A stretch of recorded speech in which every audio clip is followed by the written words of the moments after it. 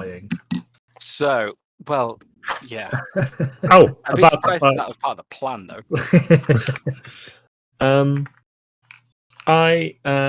Because we just did a long rest, didn't we? You did, yes.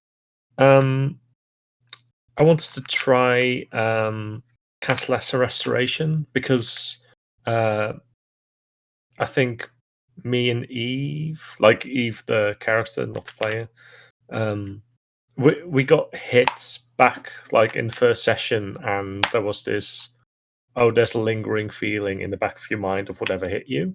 Mm-hmm. Do we still have that? You do not.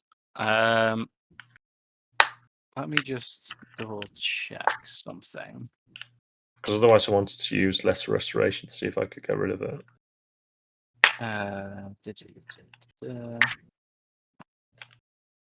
That feeling,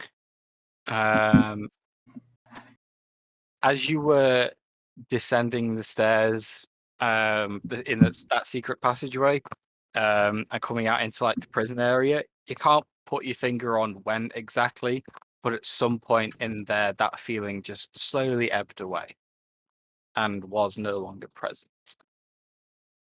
Okay, then I will not do that. So yeah, where we left off, guys, you had just finished a long rest. It is, seeing as you all have watches now, it is 11 a.m. on your second day in hell. You've woken up to, again, a very dry heat, the bustling sound of the city all around you that didn't seem to diminish during your sleep. And you are still tasked with the question of how are you going to retrieve Malcor from what you presume is his incarceration in the large castle fortress-like structure at the center of the city. So, as you're now all well rested, what is it you guys would like to do?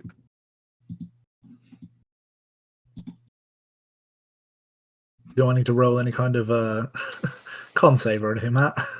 Yeah, I was going to say, I would like to check the door first, see if that spell reset. Okay. For the hell of it, let's just, yeah. It's a very, very low DC, but give me a con save. Okay. And Dayek, give me an investigation or arcana check for the front door. 16. 17. Okay. Nith, you're fine. You feel a bit sluggish compared to usual. You don't have your like get up and go-ness that you may be used to from the past few years, but it's not going to be debilitating to you. This slouchy, bit hungover feeling. Derek, looking over the door, there's still like the impression on it that was given as the icy explosion occurred. There is no magical glyphs or anything like that on the door at present. So it seems like it was a one and done type situation. Looking at it though, it does appear to be the outside of the door that was trapped. Meaning probably was intended more for people trying to enter rather than exit. You were just unlucky that you were coming from the inside. Mm-hmm. Well, looks like we don't have to worry about that this time, anyways. As for that, is it just me, or is it hotter than it was yesterday? I fear that might be you. Oh. You did have an interesting evening by the looks of it. Yeah, I don't really think that I like alcohol.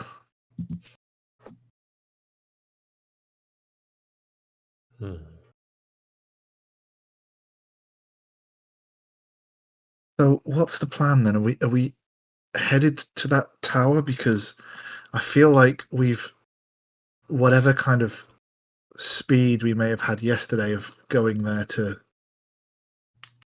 investigate the immediate happenings. I feel like that may be lost now. As I don't feel that we now know where, what, or potentially exactly where that individual is. I'm going to turn to Moreau and just kind of go. I don't suppose you could use your abilities and find him again, could you? That's a great question, as I am not familiar with his subclass. So I don't know whether he still has it or would have to do it again. And Lavender, you found him initially. Do you think that you could use your abilities again to find exactly where he is, and then maybe Moreau could chase him again? As you turn to Lavender, you pause, waiting for a response, and just hear back.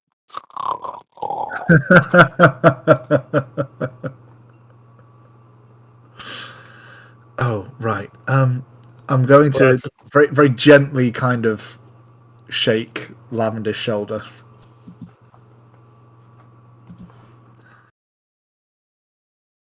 In her dreariness, it takes her a while to respond. At the very least, we know where to start. What is going on? I cannot handle this hell wine. What is this? Are you awake? What is the plan? Do you think that you could potentially use your abilities to see where our, for lack of a better word, target is, and maybe Moreau could use his abilities if you see that he's still in, in the tower or still on this plane of existence, then I think that my particular spell would probably not tell us anything more than we already know. At least he was tied up, he was chained. I think for me it does not give me location. Just an idea of where he is, and it looks as though that place, is where he's held. yes, but didn't you say that there was going to be an auction or something that you heard? So if I thought perhaps, but now that we know about these contracts and things, I think it is more just a bartering of his soul, perhaps. But what if he's not in the tower anymore, and we rock up to the tower? Yeah, that's what I was gonna say. Yeah, like I said, the last time you checked, things could have changed. Sure. Yeah. Sure. I mean, absolutely, I can do that.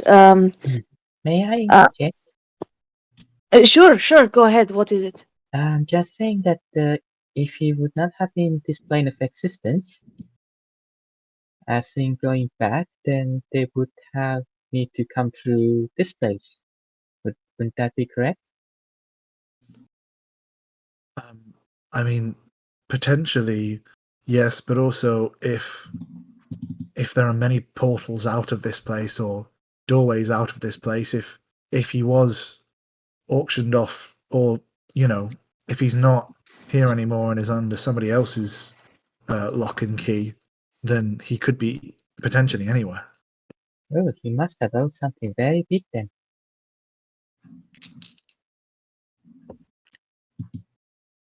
I still have that lock of hair, don't I? She's like patting herself down. I think I can do this again if you give me like a few minutes, 10 minutes, something like that. Oh, is there any coffee around here? What is coffee? Neith, do you think you can find me some from like a bakery or something nearby? I need something to sharpen the senses, Did we see a bakery or anything on the way last time, Matt? It's a bakery in hell. Hell has Well- to have coffee, right? I mean, the question is, if you can describe what it is, I might be able to use it, but I don't know what it is. I can't really ask. I see what a skill. Just It's a like casual Greg's on the corner. Yeah. When it comes to bakeries, I mean, not as such. There were many different stalls selling food items. There were a few places like taverns that you could go in and sit, have a meal, have a drink. When it comes to finding coffee, you'd basically just have to go back out to the food stalls you saw and just check. There's no obvious coffee shop that you would have seen. Okay. Starbies in hell. There's definitely a Starbucks in hell. It is dear, it's kind of like a wake up juice. It's the best way. It's the best way Wake-up that I can juice? describe it. Hmm. Yes. Wake up juice. Well, how about look at that? I mean, I do know something else called the Pizzazz, but I don't think that's a wake up juice before. I have not heard of this pizzazz. Hmm. I only have a bunch of tea. What is coffee made of, if you happen to know? It's a cocoa bean type derivative. Basically, to my understanding, inhibits you from feeling tired. It doesn't actually wake you up, but it, is the ability to kind of let me get on with things easier. I'm sure it will be fine though. Just give me some peace, okay? And He retreats to the darkest corner of this place, where there is no sunlight getting in whatsoever, and pulls her hat down in front of her eyes, and she'll start scrying on Malcor. Okay. Is everyone doing anything in the meantime, or are you just waiting for the A result? question, Matt. Yes. I don't believe that Alternate Jug would have coffee, at least not based on the description. Roll for coffee. It would not know. Well, I'm out of luck in that case. Okay, so Unless you The- want vinegar, it certainly wakes you up, but in a very uncomfortable way. I'm good, thank you. so you cast scrying then. Mm-hmm. You're met by very similar sights and sounds Mhm. as last time. You see Malcor there again, chained up, still next to what seems like some kind of stonework next to him. Very wet, slopping sounds in that same direction. A fiery chasm below, and the cheers and jeers of all manner of creatures around a very large, echoing room. There is one thing that strikes you straight away, and that is that Malcor looks in a lot worse shape than he did. He's got a few cuts and bruises on him now, and whereas you could tell the booming, wet voice from next to him. Previously, you could tell the direction of the voice was aimed towards him. As the speech continues, this booming voice addressing the room, it doesn't seem to be doing that this time. Malcor himself looks very subdued, almost like he's trying not to draw attention to himself.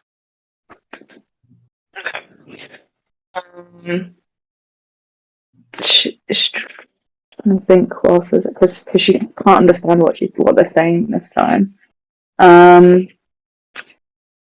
Does it look to be mainly physical damage, or does he look to be ill in her opinion. Give me a perception check. Sure. Oh, in fact, no. Give me an insight check, Insight. Okay. because this is more discerning from what you see. Yeah. That's a 15.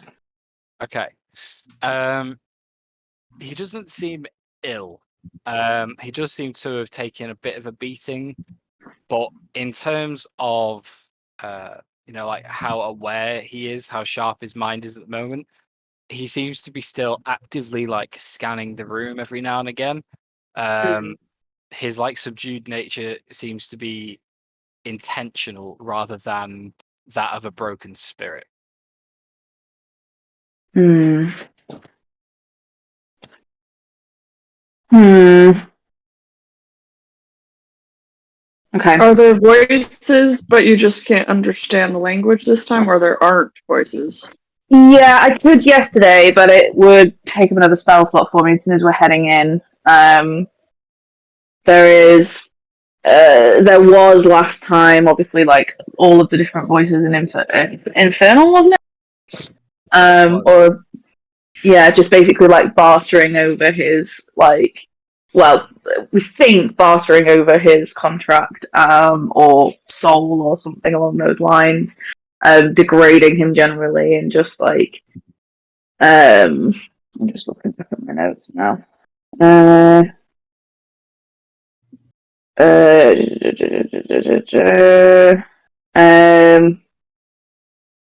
Yeah, just kind of like some sort of political discourse. Well, some of it was political, some of it was using different names, arguing, bartering contracts, basically. I don't think that he's like the main kind of attraction, if that makes sense. It's more like that he just seems to be like in a conveyor belt of other contracts, I think, in my opinion. How long are you watching for, may I ask? The casting time is 10 minutes and the duration is up to 10 minutes. So providing that she's not interrupted during that time, then she would probably watch for the whole thing just to see if there's any indication of or any other indication of exactly where he might be in this tower. Okay. Towards the end of the spell, nothing has seemed to change until that wet voice that you can hear next to him, the loud one, seems again to be turned in his direction. It's a lot clearer to you now. And this time it speaks in common. Okay. And you hear it say, "Are you enjoying the show, Malcor?" "No." "Why the long face?" "Never mind. Bring in the next." And you see Malcor just like wince again and return to his like trying not to draw attention to himself. Wait a moment. And that's right at the end. Yeah, it goes on for about another minute, but again, it seems to switch back to Infernal and can't really understand what's going on. Okay. So she's coming out of the spell and she's saying, okay, it's pretty much the same as yesterday. He's definitely in the same place. I think that he perhaps is. They said something at the end. They said, "Are you enjoying the show, Malcor?" Like as if they were putting something on to entertain him or show him, perhaps. I wonder. Did you hear any like sounds of screaming or torture or anything along those lines within the spell? Give me a perception check. Sure thing. That is a 14. Okay. You didn't hear any screams. You didn't hear much of anything of interest, besides what I've described. However, I will say that thinking more carefully about what it is you've been listening to. While that booming voice has stayed the same and the chorus of noise has stayed around the room has stayed relatively the same, dipping in and out as other people have spoken. The individual or individuals that that big booming voice has been addressing, while you can't understand what they're saying, the person speaking does seem to have changed every few minutes. The person who was addressing him, do you mean? Yeah, so whoever he was talking to, Yeah. that person seemed to have changed every few minutes. Okay, she'll relay that as well to the group. I wonder if perhaps he is being shown some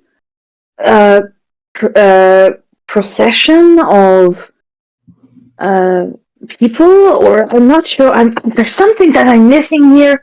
I cannot see the whole context of where they are keeping him. You see, when I scry this, I just hear this kind of bubbling noise and like this where he is kept. I know that I think that there is lava or some sort of pit there. They are perhaps threatening him or taunting him with things or people that he's done. Perhaps I'm not sure.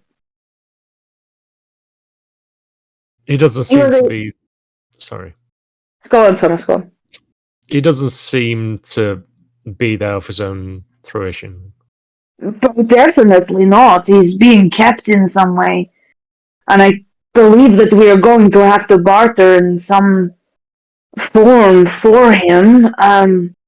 But I don't know if he's now being kept as a part of breaking his own contract, or maybe this is a punishment for breaking his contract. He has to speak to. Did somebody say he was an experimenter of some kind? Did you find anything in the tower about him perhaps experimenting on people or things or something like that? I don't know. If his condition is worsening, then maybe we should get a leg on. Oh, definitely. I think we should. Time is of the essence here anyway. The quicker we can get there, the better. Agree 100%. I think that we should expedite ourselves. Are we in agreement? Are we just going to walk in and kind of ask where he is? Did the room look similar to what you saw yesterday?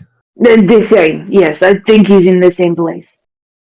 Then we at least know where to look. I would say we should have a look.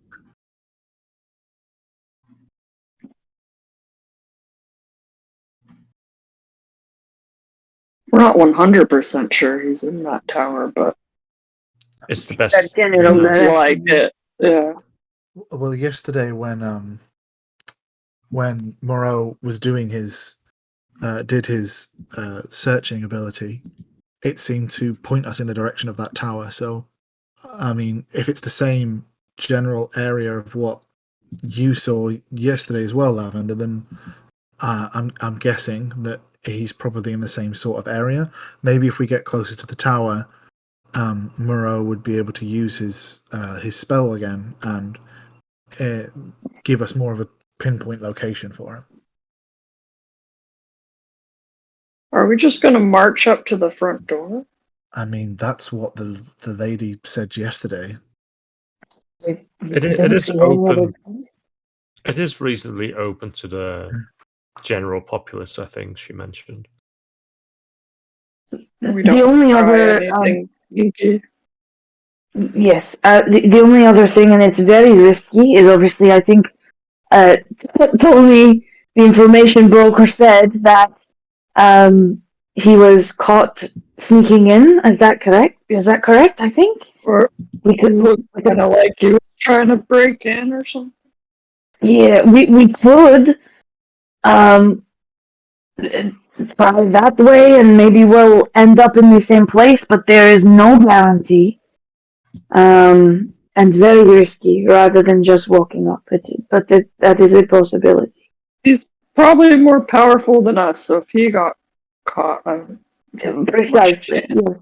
Yes. I think it's sort of process of elimination here, but we have no weapons. We cannot fight. We cannot even, from what it sounds like, defend ourselves if anything were to happen. I think that walking in and asking for him and what the terms are to get him out might be the only way forward.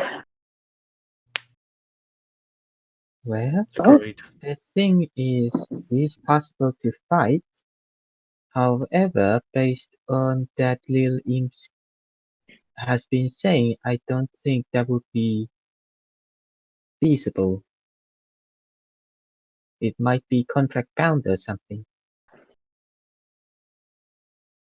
Exactly. it's probably not worth the risk to try any funny business. Well, No. as you say, if you cannot win them otherwise, you got to win them on their own game. But that would be a little bit difficult.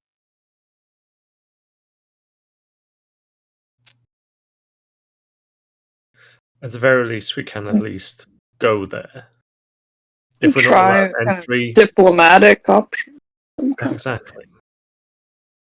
And worst case scenario, we have to leave without him. As long as we don't get ourselves in the same situation that he's in, we can try another. I think the worst case scenario would be we agreeing to something stupid. Well, we won't do that. Hopefully. We hope. Problem There's some- solved. Don't do stupid shit. Don't be stupid. Okay, easy. There's something about the last time that I cried that is bugging me, and the person who was speaking mainly to him said, "Bring in the next one. I will speak. They will listen, and maybe a new contract will be struck. Like perhaps we could be the next person to make the new contract. It sounds like they're going through people, you know." I don't know. Perhaps that is the way to do it. Make some kind of contract for his life.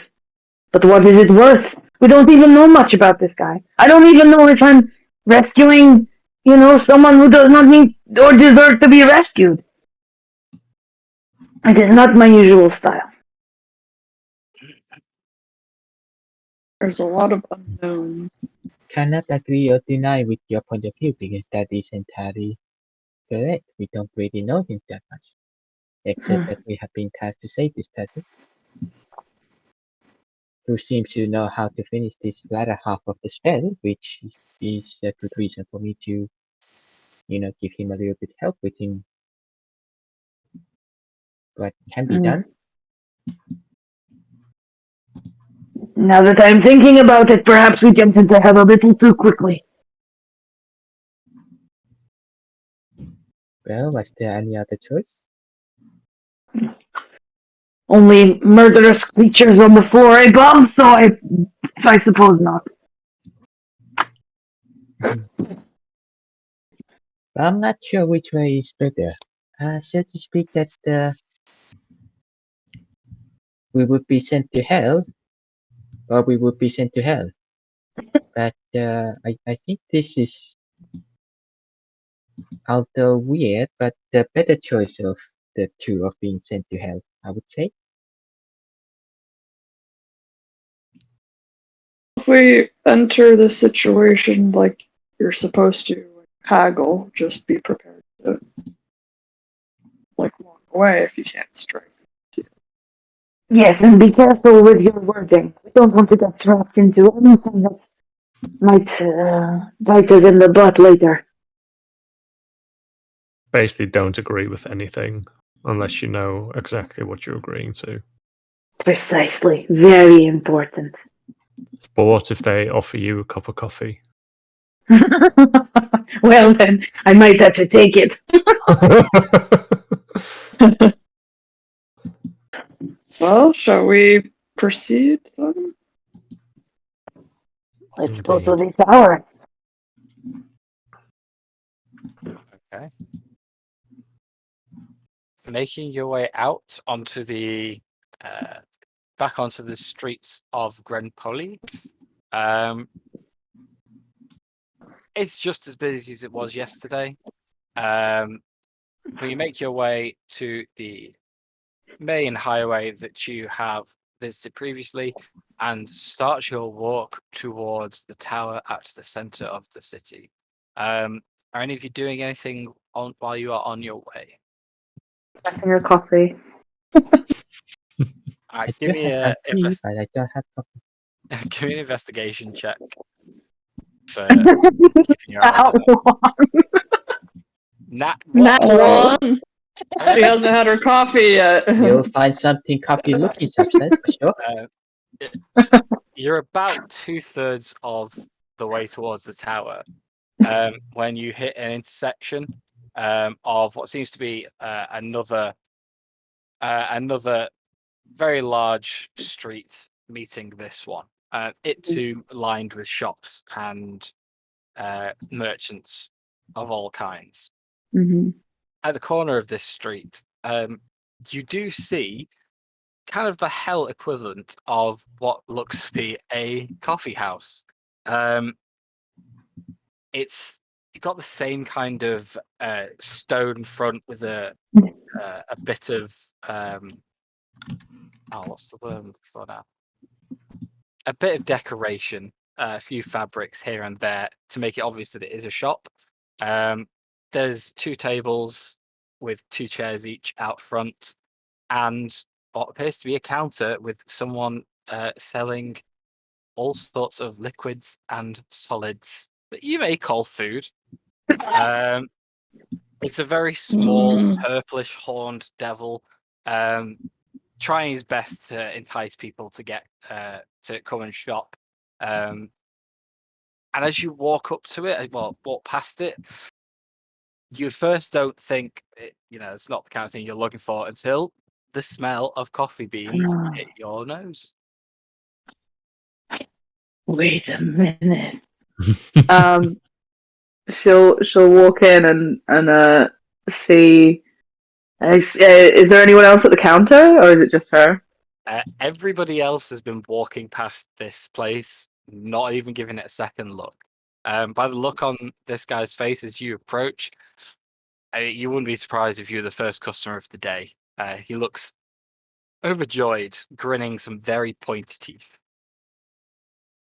Good sir, I smelled coffee on my passing here. Do you sell it? Oh, yes. Which plane of existence would you like your coffee from today, madam? His eye kind of twitches slightly. Do you have the regular Faerun kind? Oh, prime material. No, we don't do that. But we have all the other ones. What do you recommend? Well, you're a mortal thing, right? You're all goody two shoes, or you pretend to be. How about some Mount Celestia coffee, eh? What is so special about the Mount Celestia? Oh, it's from there. Niv's jaw hits the floor. Nick, you recognize this place? You been? Do they do good coffee? Bin? No. You don't just get to go to Mount Celestia. It is the ultimate of love, of goodness. It's the Radiant Throne. And you can have some radiant coffee right now.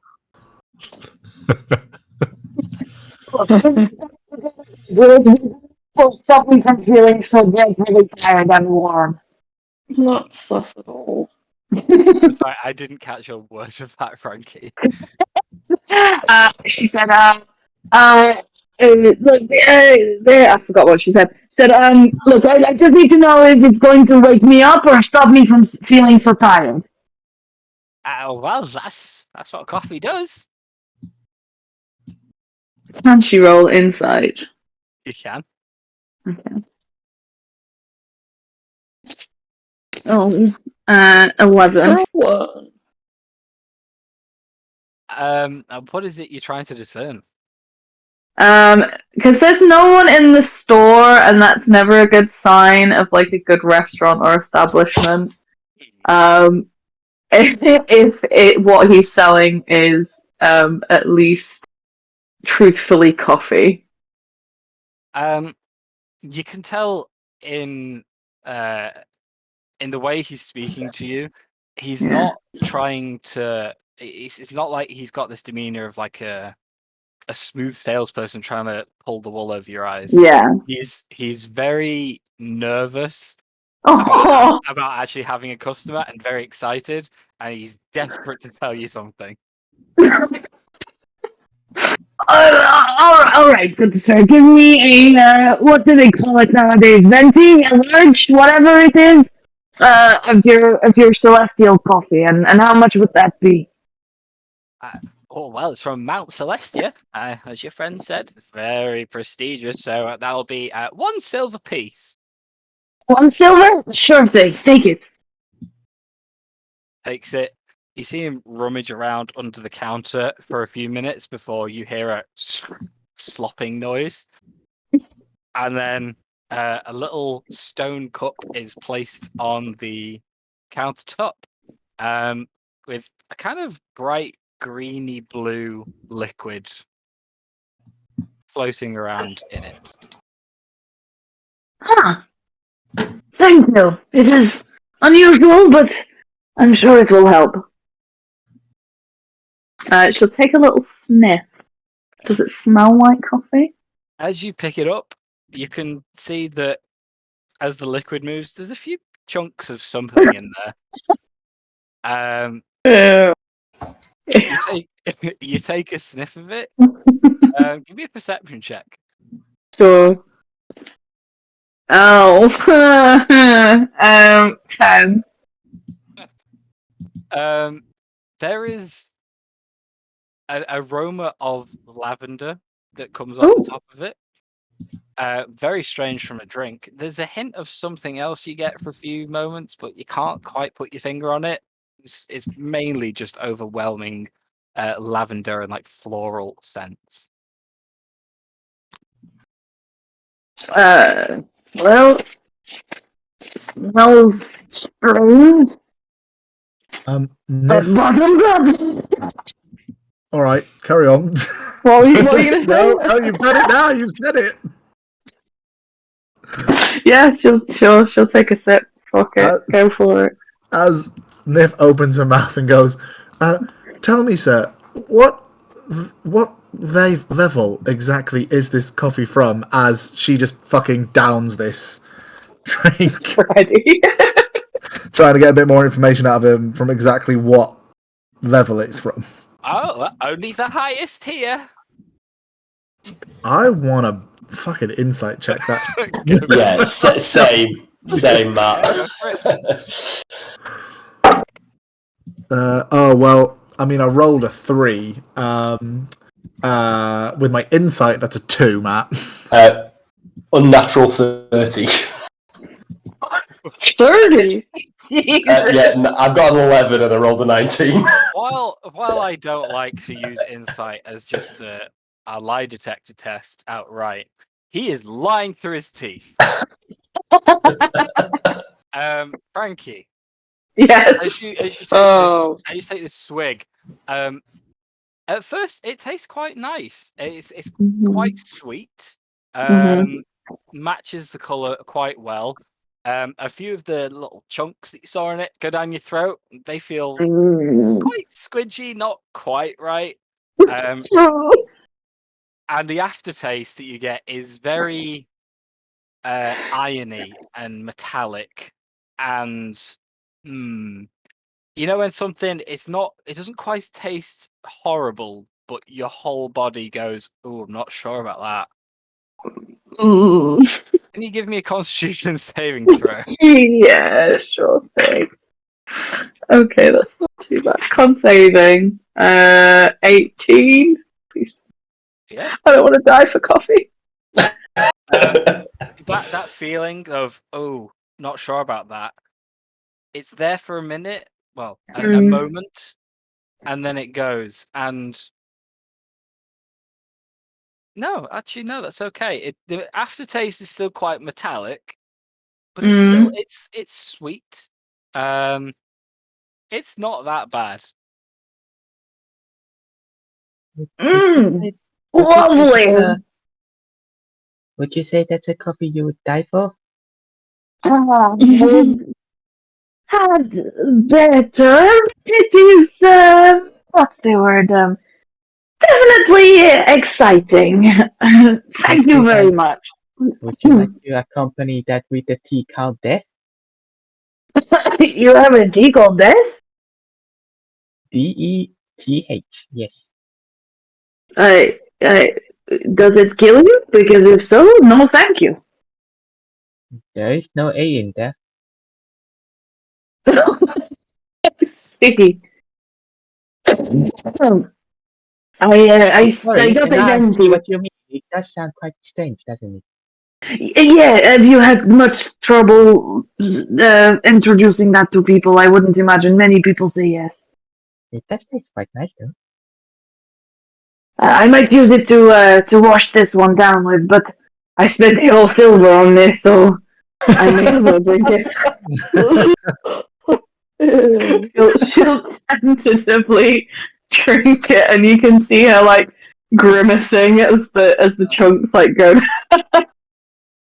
As you're doing that, I'm going to quickly cast message to Lavender, and I'll say to her, maybe keep a small sample of that. I have an idea that might help us with some of our problems further down the line. Okay, cool. Yeah, she'll just kind of like, I'm going to save a little bit of this for later. It's so nice, like into the gas, and she'll pour a little bit into a vial and pocket that. Moreau will quickly go to the. So go ahead.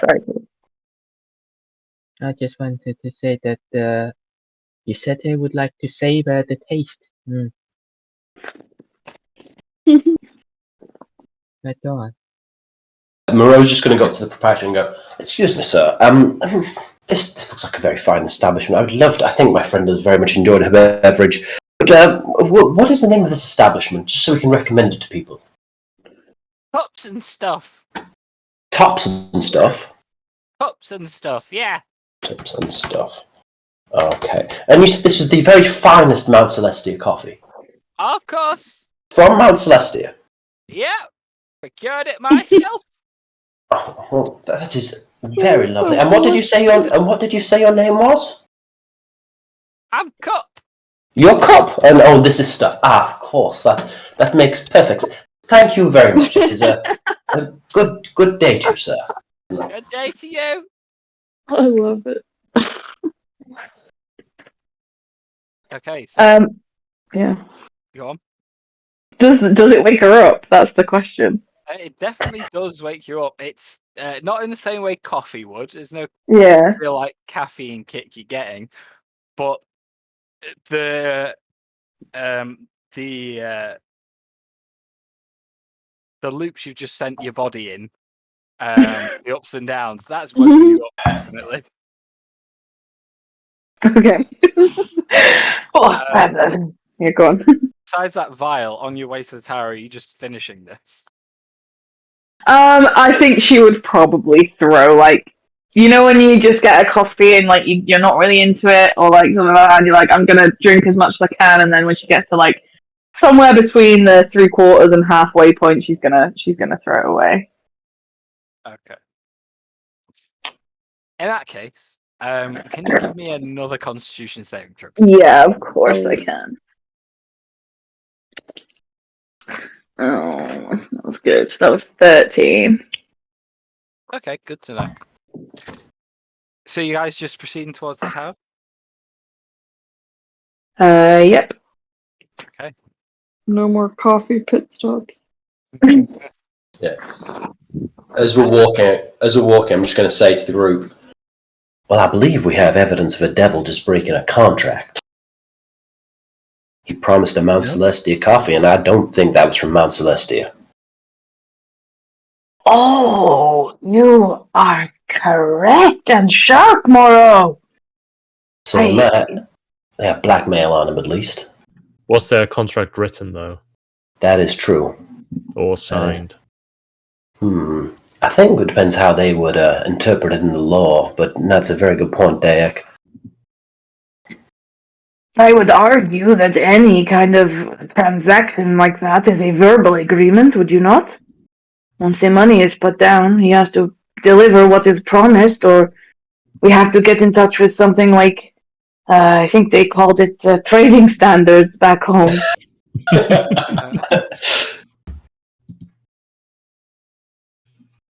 Something to brew on anyway. Moreau, we were talking, I'm not sure if you were sleeping still, but we were saying the closer we get to the tower, are you able to locate Mount Cora again? I already scried on him this morning, and he's in the same place. Okay, so can we, because I wouldn't have been there, I have lost that spell now, because it's only lasts till I take a long rest. We can do another ritual, but I get to get it back. It would take an hour. If we popped in somewhere, it's possible to do it. But it depends how long we want to wait. It depends. I mean, we can. It depends if it would give us a more exact direction of where we're heading in that huge tower. I'm happy to, if we've got the time, if everyone else is happy to sit down and... I don't think when we get to the tower, we're just gonna have free reign to go wherever we want within it. No. Same. Maybe it's an idea if we, because I don't have to cast it right away. It lasts until I take a long rest. So we at least have it on hand, and then when we can at least make an idea of where he might be once we're in there and have a better lay of the land.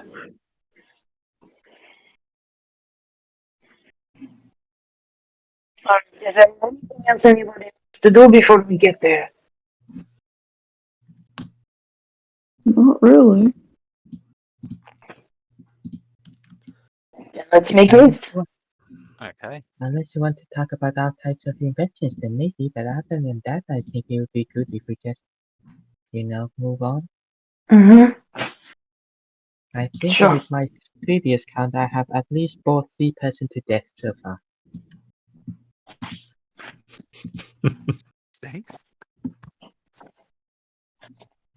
Making your way towards the tower, then. It only takes you another 20 minutes to make it through the crowds and to get there. As you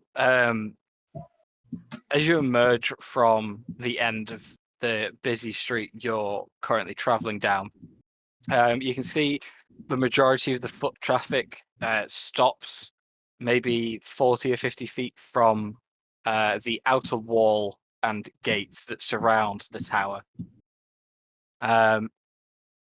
Outside one of these gates is very much your stereotypical, very large double gates, like fortification style, that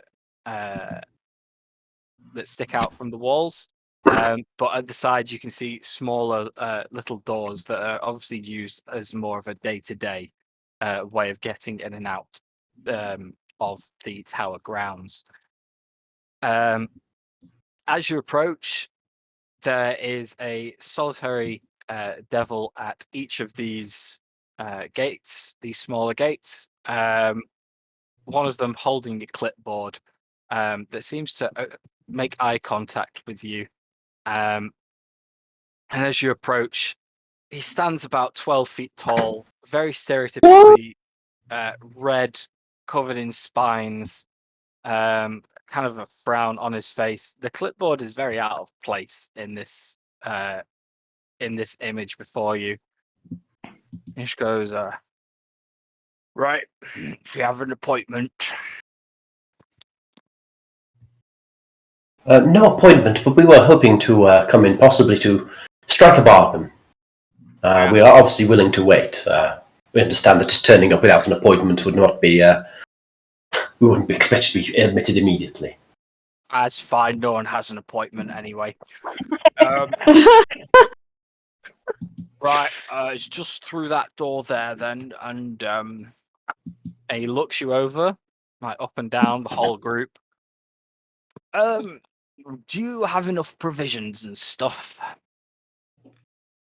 May I ask how long the wait usually is? Is there a? I look around for like a sign to like you see at Disneyland. Yeah. At the moment, the wait is 17 days. Wow. Is there a fast pass option? Strictly speaking, no. But I could help with that, if you know what I mean. Oh, of course. I mean, a gentleman such as yourself. I mean, it could be, of course. Is it your birthday today? I must have forgotten something. And I'll palm in 20 gold. He puts it round back into a small sack he's got dangling from a belt. Oh, that was very generous. I'll let you go in ahead of the queue. The rest of you are 17 days. Oh, is there any other arrangement we could possibly? I know there's only, but we would. It's quite important that we're all here. I mean, we want to bring all of our skills to the table of what we can offer. That's true. That's true. You want to have things at your disposal to make a good deal, I understand. Is there any other arrangement we could possibly make for these fine fellows of mine? I don't know. Is there? And he leans down, like getting pretty close to your face, and you can smell this stench of just sort of rotten breath. I'll palm him. I'll put it. I'll palm another 100 gold. Oh my god! I think that'll do nicely. Right this way. And he turns and opens the little side door. Right, you want to go through here, straight across the courtyard. You'll see some large brass doors. To your left, you just go there. The queue will be queuing out from those large brass doors. Have a nice time. Happy Thank you. dealings. Thank you very much. Sorry, what was your name again? I think it's best if we do not exchange names at this point. Understandable, of course. And he just nods to you and turns away. Start walking. Okay. I guess buying tickets in bulk gets you a discount. Yeah, no, I was like... Oh no, it's so easy to brag your way through hell. As you make your way into the open courtyard, you can see there's a light smattering of devils walking around. Not as much as you'd expect from a tower, a fortification of this size. But just to your left, you can see large brass doors that do have mortals queuing up outside of it. There appears to be one person currently walking through those doors, another one waiting, and you join the queue behind them. As you get there, there's another devil managing this line. Another clipboard in hand. He sees you all arrive. Is this one group? Yes, it is. Okay. Wow, he has to see 3 people today. That's a new record. And he just makes a scribble on his notepad. Are you guys doing anything while you wait? Now that we're at the tower or close enough to it, how tall does it look to be around? Give me a perception check. Have a guidance on that. Guidance, yeah. Can I see if there are people exiting the place through the same area, or is it a different one? Good question. Looking around, give me a perception check as well. Okay. Oh, the perception was an 11 for me. Okay. So it's hard to put a precise number on it, especially given the angle you're at. But comparing how it looked when you were further away to now, probably in the range of 500 feet. About 500 feet tall. Okay. What is the material? Like, is it just stone? Or... All of the details on the outside of it. Now you're close, you can see the smut that's coming out the top of it. The smoke seems to be settling around the very top of the tower, obscuring a lot of its features. But you can tell the tower itself is it's kind of like obsidian, but not quite as dark. And then it has stone accents and detailing and whatnot surrounding it. The spines and spikes that protrude from the tower, they seem to be stone, but the main tower itself seems to be like a very dark, very solid looking material. Cool. Looking around the courtyard, what was the perception check for Tia? Natural one, baby. Nice. Oh, So 10 in total. Okay. Looking around, you can't see any other people exiting the tower. But you know, that might mean a lot. It might mean nothing.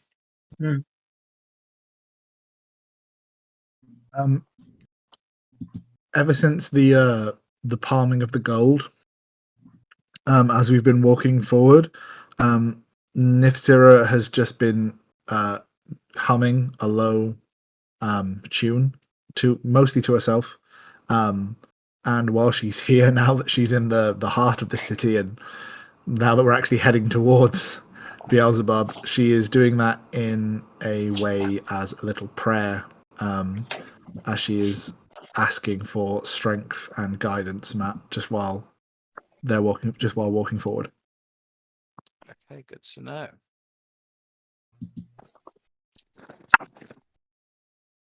So, person in front of you goes in. You're waiting another few minutes, and there's a little tap from the inside of the doors. The devil in charge of the queue says, "All right, this way." And these giant brass doors open into a very large corridor that, just judging by the shape of it, you can tell probably runs around the inside of the tower all the way around. And up ahead of you, after another 30 feet, there's another set of large brass doors. Right, just go on through there. You'll see him now. Probably dawning on a few of you now that there is not a long queue here. There is no backstage pass you have been given. As this dawns upon you and that rage begins to build, Monroe, the doors in front of you begin to open, and you are ushered into the next room. As these large brass doors swing open, you're met with an intense heat and orange light lining your way. Lava pours down aqueducts into a pool at the base of this large hall. Devils of all I can't talk tonight. Devils of all shapes and sizes, types and rank line the hall on balconies on the far side of the lava to you. In front of you, a walkway extends about 100 feet before hitting some stairs that lead up to a large stage area.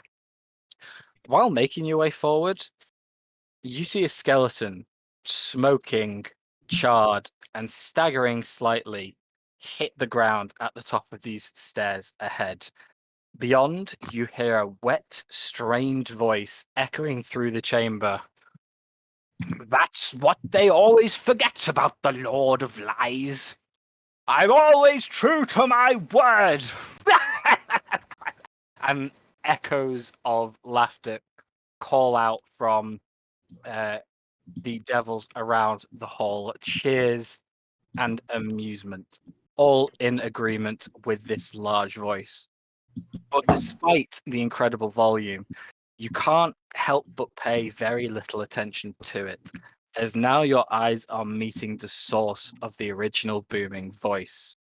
Up ahead, almost swallowing a stone throne as they lie and curl around it, you see an enormous 25-foot long slug, ooze dripping off it and sliding with a hiss into the lava below. And at the center of its head, thousands of tiny teeth protruding from its many mouths. A pair of hollow white eyes sit on stalks and slowly take in the surrounding room, while a second pair of eyes, situated just above the numerous mouths, begin to fixate on you all as you are ushered up towards the upper stage area. Just beneath the throne, you can see a creature. You see several more devils, one notably covered in chains and holding on to a chained and gagged Malkor, sitting just beside this enormous slug. And I will put you on the map. Oh boy. Oh my fucking god! Holy shit balls! Whoa, this is so cool. Oh As my the god, look at it! As the laughter and cries and cheers die down slightly from around the room, now with its eyes fixed on you, this large creature bellows, "Come then, come forward. Let's hear it." What would you all like to do? I would like to panic, Matthew. Cautiously approach. Yeah. Matt, I'm going to assume I'm still in. I still look like a tiefling because it takes an action Yes. to undo Yes, it, and I've you do. not Sorry. undone it. I just brought the wrong token. That's all. Yeah, and seeing that Morrow has been the main one talking, I would like to hand him a little metal sphere, which is my homunculus, currently inactive. Just put it in your pocket or something, somewhere where no one can see it. I might be able to assist you. Oh, thank you very much. That is great, very gracious. Lemur will clear his throat, adjust his suit, and walk forward. Good day to you, Lord Beelzebub. My name is Lord Francis Calloway, 1st Baron Idlethorpe from the realm of Mordant. Me and my friends have come here today on a great mission. Put simply, we wish to secure the release of the gentleman known as Malkor, who has apparently intruded in your world and done some terrible things. But we would like to see and come see you today to try and come to some sort of arrangement to secure his release. They're here for Malkor. And laughter once again fills the chamber from around you. Hey, Malkor, I told you somebody would come eventually. It's a thing they took so long. My interest is waning. Tell me, what kind of bargain would you like to strike for this little fellow? Oh, it's not a question of what bargain we wish to strike. What is it that you want? I mean, you are a wise and very long-lived being. I mean, we wish to know what you want. This is how we start the negotiations. We don't come from many means ourselves, but we believe we may be able to come to some sort of arrangement. So please, what is your opening offer for this gentleman? Give me a persuasion check. Persuasion. With the D4. With a D4? Okay. Because I'll guidance. have to also Okay. use Flash of Genius to +5 on that. Okay. That is 18 plus 26. I'm going to also use one of my features for the day within my memories of a past life thing, and add a D6 to it as well. So I've got how much did you put to that? You +5. plus okay. Wow. So plus 5, 18, 23. 31. Gonna blow your load all over. 37. 37? Yeah, natural 15 plus a 3 on the D4, a 6 on the D6, plus 5 plus my persuasion of plus 8. I think that's the highest roll I've ever had anyone make in any game. Interesting. Yeah, in combat I'm useless, by the way. This is I'm the definition of a support character. You are the party face, and that's all we need, Chris. I've just realised I need to give you a more. Here you go. If you want to zoom in on who you're talking. Ew. And Moreau just looked into the many eyes and just went, "Nah, bro." There is Charming man ever. there are grins appearing across the multiple mouths of this. For he addresses the room once more. Well, this one does know a bit of flattery. Bit more respect than the last. It's appreciated. Well, as you are depriving me of my entertainment, maybe you could provide some in our deal. What do you have to entertain my court? I am nothing but a humble traveller. We do, however, have stories. I have stories aplenty. I've travelled many places in my time. We could, of course, come to some sort of arrangement along the lines of. It depends on the sort of entertainment you wish. I mean, everyone has different pleasures, and I do not prejudge. We've had a right good time insulting and hurting and belittling this excuse for a wizard. It's the price you pay for not paying a price. Have you got anything like that? And again, laughter echoes around the room. I'll look to my companions. I've got a sidebar for 1 minute. We should compare notes.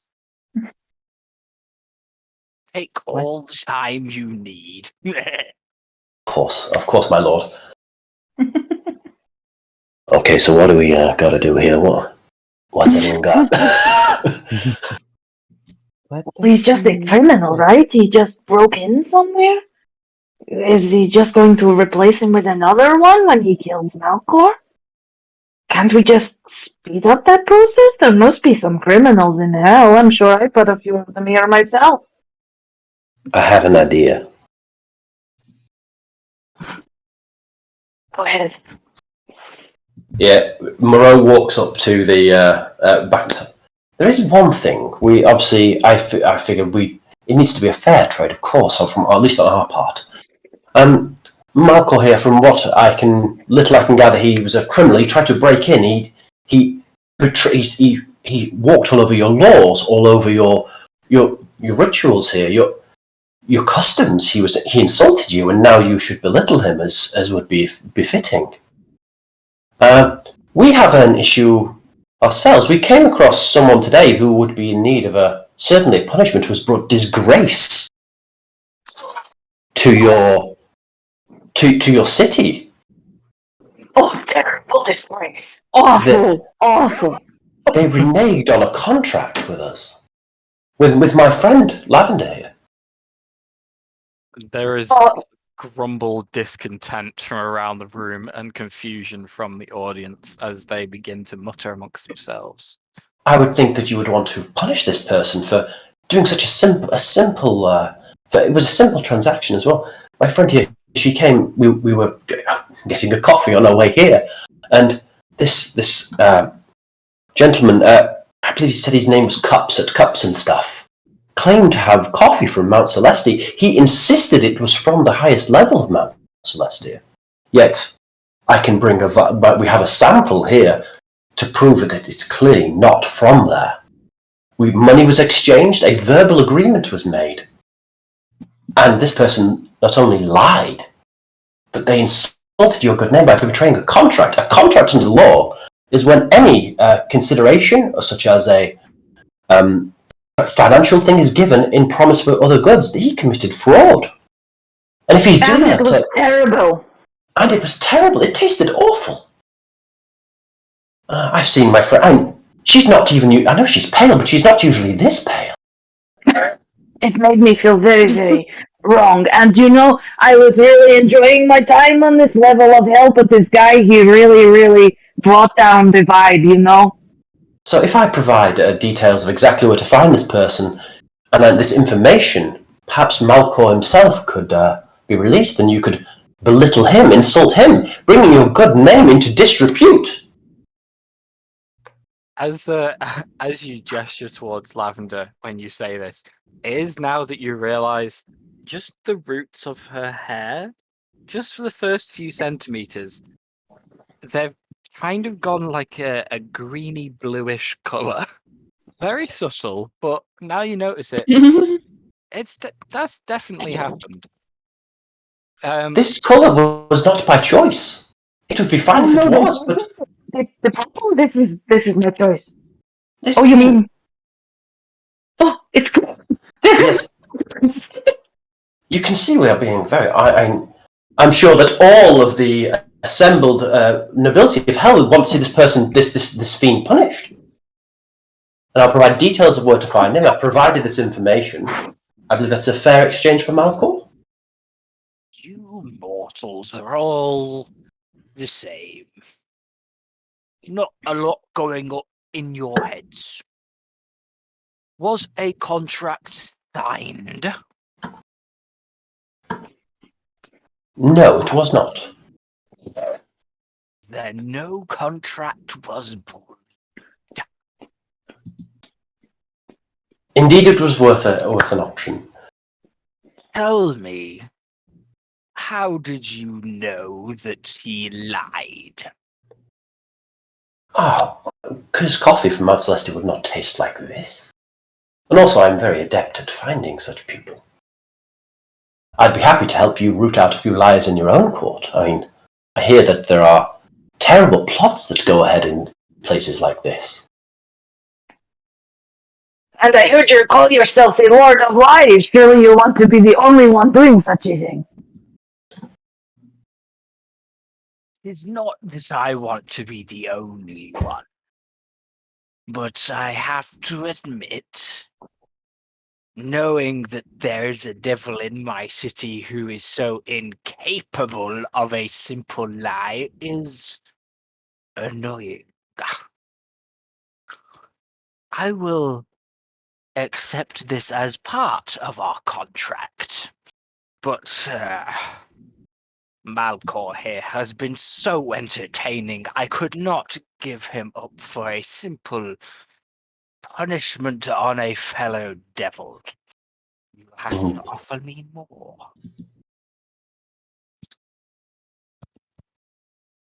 What is it about Malcor that you enjoy in his entertainment? What is it that we can offer? Well, if you know somebody else with a mighty ego that I could put in check, that would be very entertaining. But they are hard to come by, I'm afraid. People in this city like to keep their heads down. And the audience once again echoes back his laughter. Are you sure you don't have any personal scores to settle, or any other criminals that have escaped your claws? Because I myself am something of an expert in that department. I could help. Maybe bring someone back who has broken a contract. I have no need of such things. My contracts fulfilled themselves. And this is our only option. Quick sidebar. Of course. Moreau, just if you maybe, and I'm gonna try and like pull Moreau or like motion for Moreau and Teffel to like come back down the stairs. Little time. Let's go. What about if we are our reason for getting Malcor back is for him to assist us in the pursuing and the finding of this Lelalia Silvermist character, correct? Mm-hmm. I like where you're going with this. What about if I'm sure that if she's made as much of a waves on the prime material and to the point where she is now, then surely somebody like her would be a phenomenal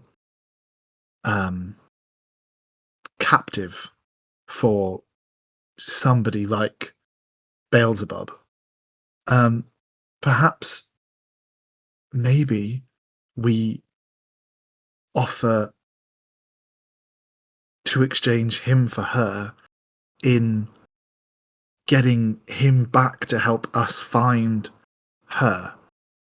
It's a bit of a long shot, but I like where you're coming from with this. and I'm sure that somebody of his caliber of power could easily, if we got a lock on her, could easily bring her down here. In cahoots. That's a fair point, Teffel. My one idea that I have on this is that this Lele character seems to be very powerful. Now, Malcor is also powerful. But what about he wants someone who's been brought low, someone whose hubris has brought them into conflict or something like that? Mm-hmm. What about your friend Tharg? You had a friend, didn't you? Linvala? Did you say? Who's a servant of this Lilalia? You motherfucker. And I would suggest someone a bit closer to home. That Dimitri character, but I don't think our friend Eve here would want us to track down her friend. But someone who was somehow that might be suitable sort of change. I mean, someone who's effectively a demigod's probably not very good for exchanging for a wizard. I mean, if this Linvala, or whoever she is at the same level, then I mean, I don't see why fair trade would be is against the options here. It's certainly a lot easier than promising him a demigod. That's what I'm thinking. I like the idea of Lelalia, but that seems an awful big ask. Question, Matt. Mm-hmm. Out of character. Liam has knowledge of these things, but would Nithsira know that what Beelzebub was before he was here, or is that something that that Nithsira wouldn't know? That's like deep devil lore, and you're more of a demon person, so Sweet. you Okay. wouldn't know Cool. that. Sweet. Well, yes. Then, Morel. Then maybe we go with your idea of promising or trying to get this in particular person, this Linvala character. Perhaps that's a good trade. I mean, I don't know anything about her. Neither do I. If Fog seems to think if Fog agrees it's a good idea, then potentially we can put it in our wheelhouse. I have one other idea that might be worth offering first. I do have a question. Go on, Tia. He was very interested in, well, not necessarily torturing, but bringing someone of a high ego and putting things down. Or does he perhaps just enjoy the sound of someone who would always yell, "I will not yield"? Because if that is something to be done, we could provide something of sorts that is of a recording.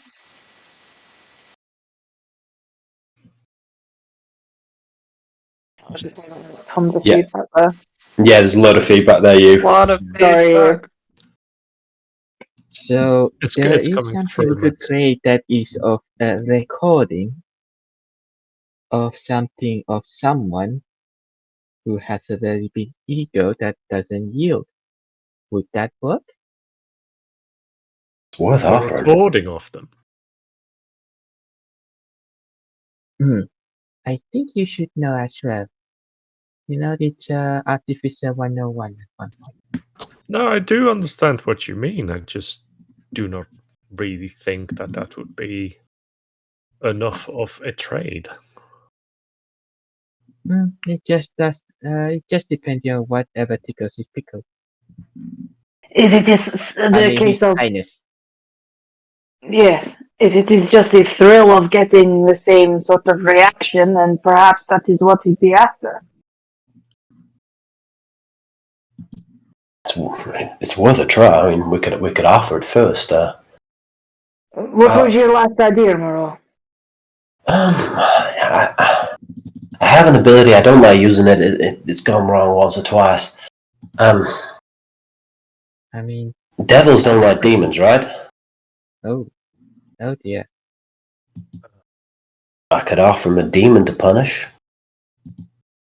For a man, you probably wouldn't last very long. I mean, yeah, if you can summon something like that, I would rather that than another person, that we have to go and find. It's ready in there. It would only last an hour. But I don't think that'd be long enough. There is Might another entertain him problem. for a bit. But we'd We've be already here for given- another 2 days. Exactly. That's what I'm thinking. It's at this point you can hear the restlessness of the crowd around this chamber. A few of them begin to chant in common. Make a deal. Make a deal. Okay. Here's the plan. I reckon we start with Tia's idea. Mm-hmm. Then, if that doesn't work, we scale up to me summon a demon. They can have a bit of fun with a demon. Terrible enemies for an hour. And if not, we go up and we promise. Don't mention the time. Don't mention the time. Just say if you will accept it. Yeah, I'm just concerned that they're going to come after us if we. Not if the contract is signed. If you just say you will summon a demon, there's nothing in the contract that says how long for. That's very true. Okay. You see Nithsira very sort of like scrunch her face up for a moment, and fucking balls. You see, she kind of like, as you talk about demons and devils hating one another, she just kind of goes, "I may have something that we could offer if that's the." And you see that she's really struggling to like talk about what she's talking about, there is where my troop and I have been guarding.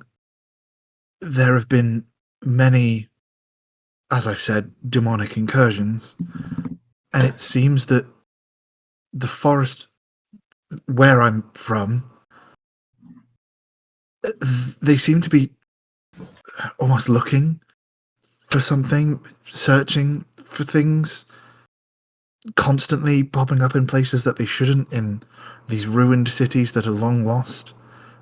Maybe that information would be useful, but I don't know how comfortable I feel about sending a bunch of devils to that place. How about this? If this is happening a lot, then maybe the demon I summoned might have some information. They could torture him for it. Potentially. That's a great idea. And you see this kind of wave of like, oh my god, thank god, like, you know, kind of thing come over. Thank you, Nasira. That was very brave of you to open up like that. That you might have solved all of our problems.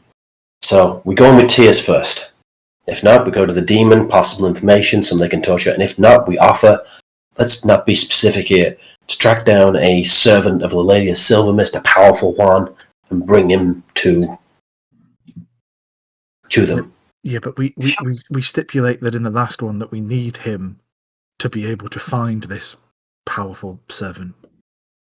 Yes, I think we may I'll put some collateral down or something. Yeah.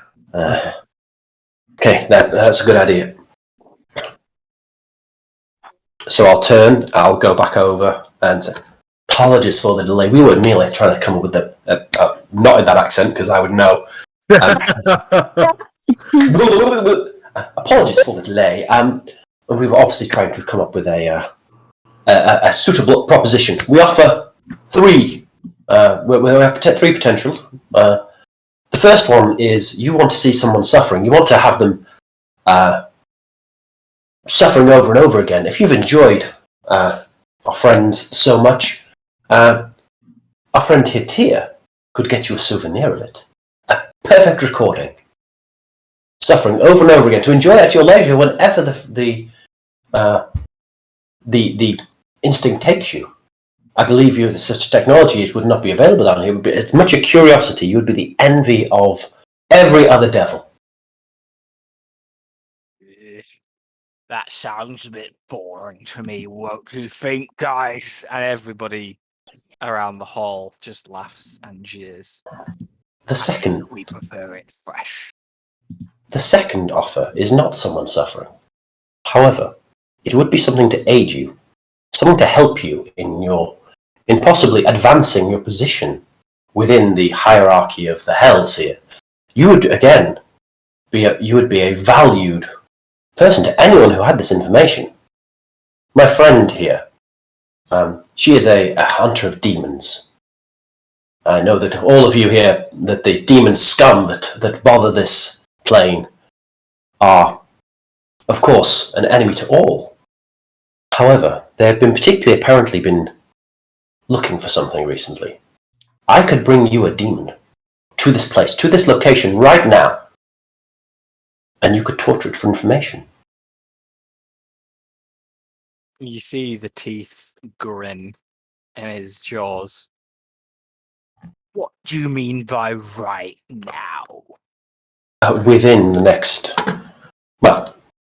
next 6 seconds, if I needed to. Go on then. Prove it. Oh, no, I wouldn't want to prove it straight away to you. I am able to. Actually, 1 second. I can. If you want to prove it to you, I can. However, I would only keep it here for. 1 second. Let me just read the spell.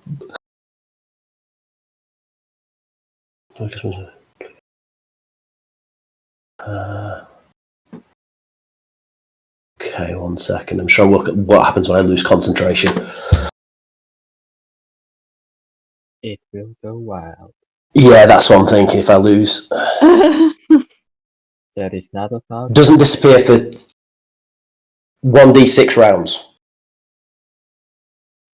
So it'd go wild, but it would. An Uncontrolled doesn't disappear for 1d6 rounds if it has its hit points. So I would need, obviously, someone to help contain it. I wouldn't want anyone to get injured. I know these beings are terrible, terrible things. Do not worry. In my hall, I guarantee your safety. I would just worry about. I would like that in writing. That while I demonstrate my abilities and to prove to you that I can summon a demon here, that I have, you will guarantee our safety and my companions as well. Archdevils do not need these things in writing for their word to be binding. Insight check You go for it. With guidance. with guidance. I'll need it because I rolled on that too. Jesus. So insight, that is it. 14. He almost seems to be a bit offended at you Okay. insisting that you make a written contract for it. Cool. I will then say, okay, I will do this, but if I have to stop concentrating on this for any reason, I cannot guarantee anyone's safety. This is a demonstration only. I will have to let it go. So this is not the deal we have promised. If I bring this here to you, I will drop it and then I can cast it again. As I said, prove it. Okay. And laughter echoes around okay. the hall. So I cast Summon Greater Demon and I summon a Balgora. Oh, I'm going to summon it right there. You watch as Monroe moves his arms, few incantations. A burst of magic hits the spot in the center of the room, followed by a little of a spot. And nothing happens. oh shit. Your conjurations do not work within this city. That's a shame. I guess we won't have a deal. That is a fair play, of course. I do apologise. I was not aware that would happen, but it's good to know. So, last offer is this. We have been hearing of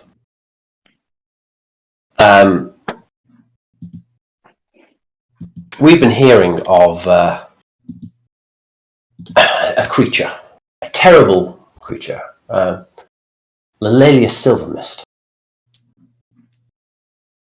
who has been trying to assume the mantle of a god. We offer you to bring one of her followers. She is a false god, one of her powerful followers, to you for your amusement.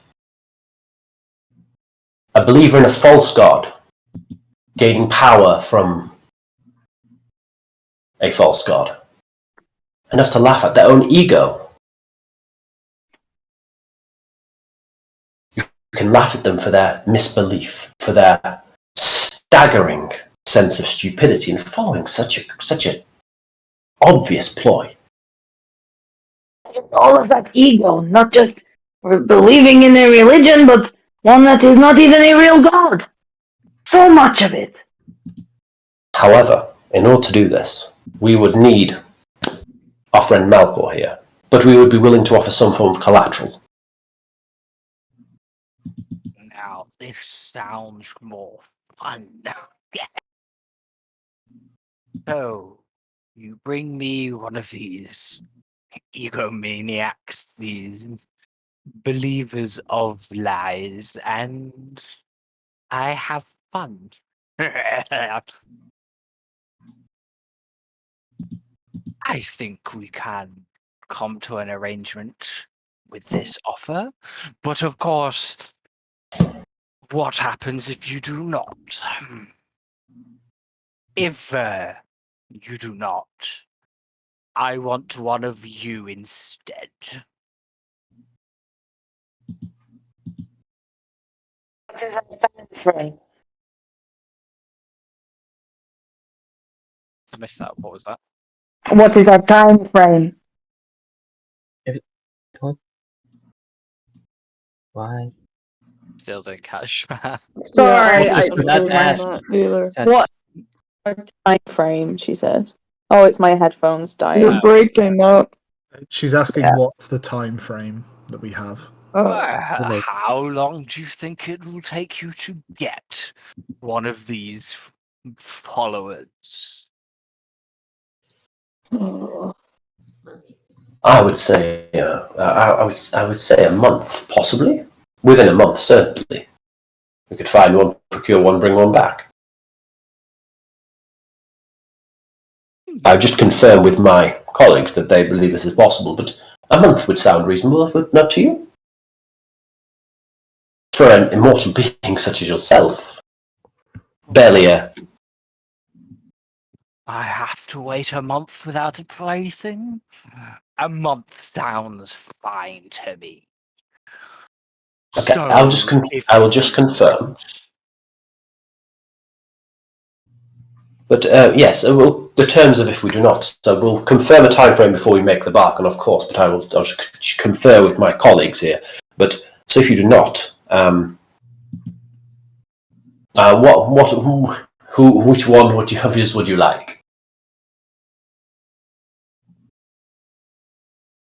I will leave that up to you. I think it more fun to watch you mortals squabble over damnation.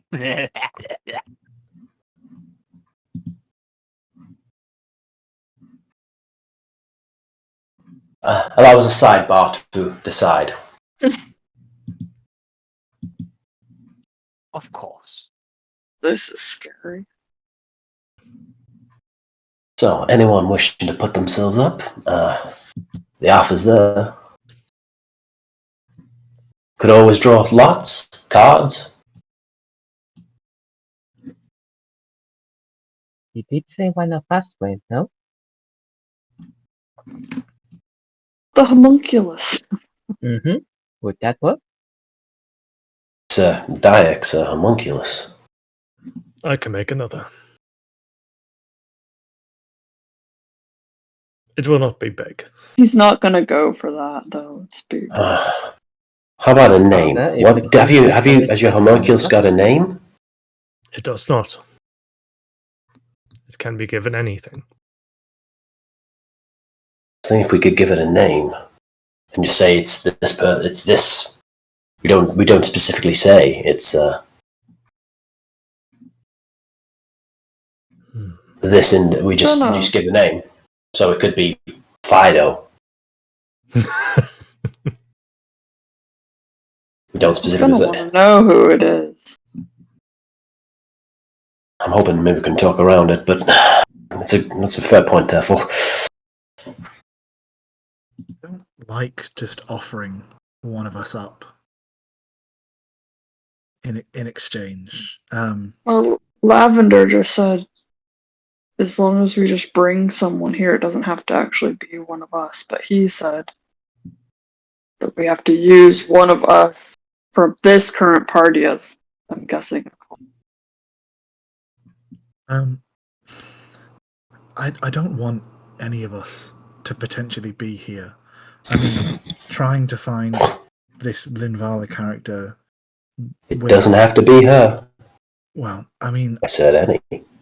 true, but how can we gauge which one is at the same level as this Linvala character? Bad offer. I don't have to specify. Probably we said a follower of Lalalia I mean, you did say a powerful originally, but when we finalised the bargain, unless he picks up on it. I mean, I Maybe we don't even have to name any of us right now. We say it will be one of us, and then if it comes to that, it'll Well, be one of wouldn't us. we count Galilea as follower or someone else as one of us?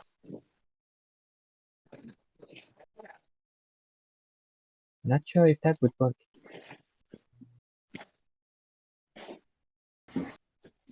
I think we are better not to name who we will be bringing. Definitely no Um, names. I think he wants us to. I think that's part of the fun of this. You do know that the names is a powerful thing. That is true. I could. Well, I do not believe that the Dark Dancer would allow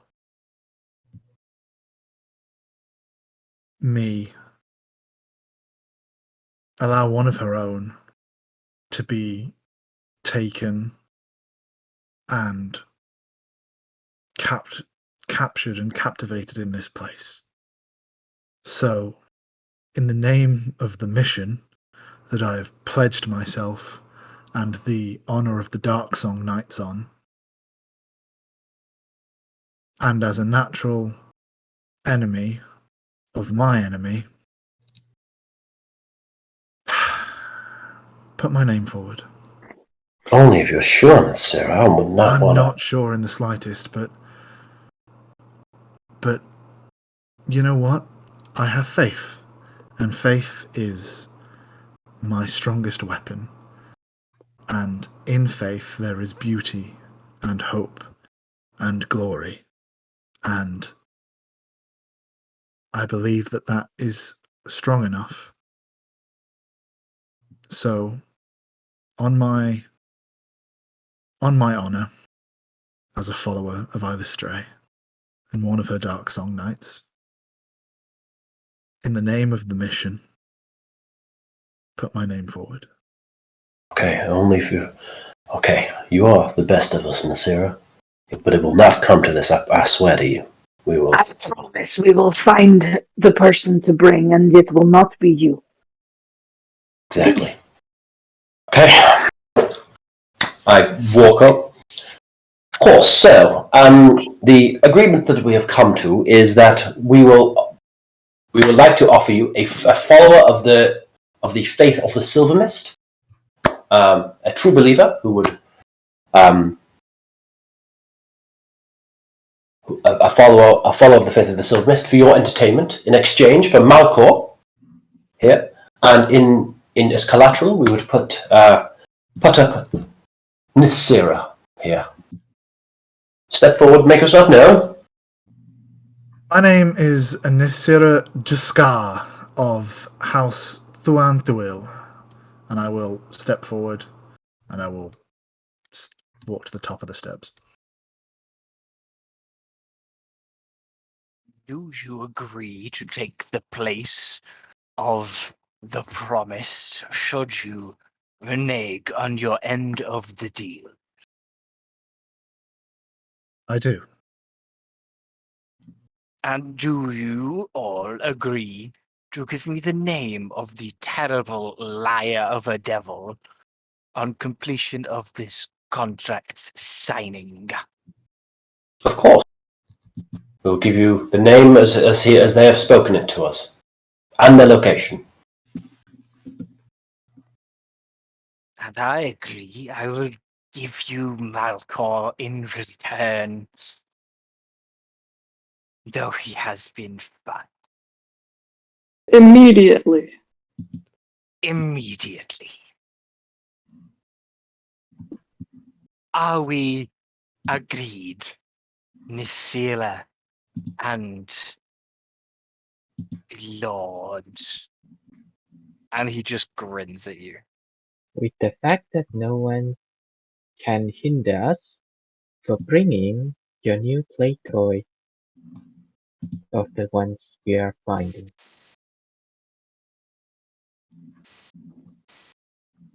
Are you addressing him?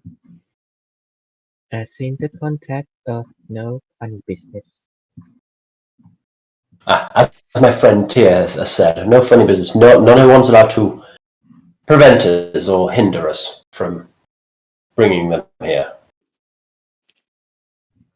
I will not stand in your way of delivering me a new toy.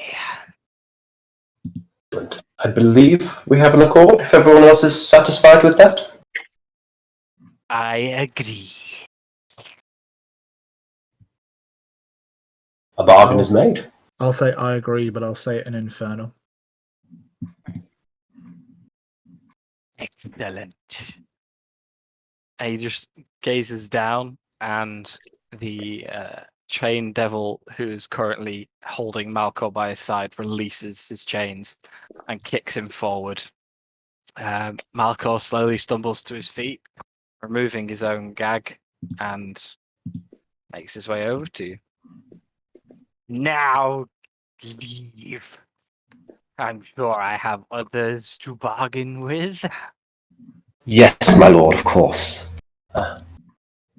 Malco, please come with us, quickly as possible. Malco, just wide-eyed, goes, the name. You need to give him the name. Oh, of course. Sorry. Yes, cups and stuff, and I'll give like full directions to where we found the shop and what they looked like and everything. Oh, Malcor, that would have been fun. You ruin everything. Leave!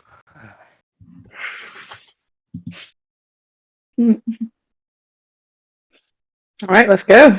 Off we pop. Let's run. You guys, Run, walk out. yeah. Tail between your legs, scupper out of the room, back into the hallway beyond, and then are let out of the front. Giant bronze gates back into the tower courtyard. Malco looks shit. worse for wears, but he's easy on his feet. He can handle himself just about.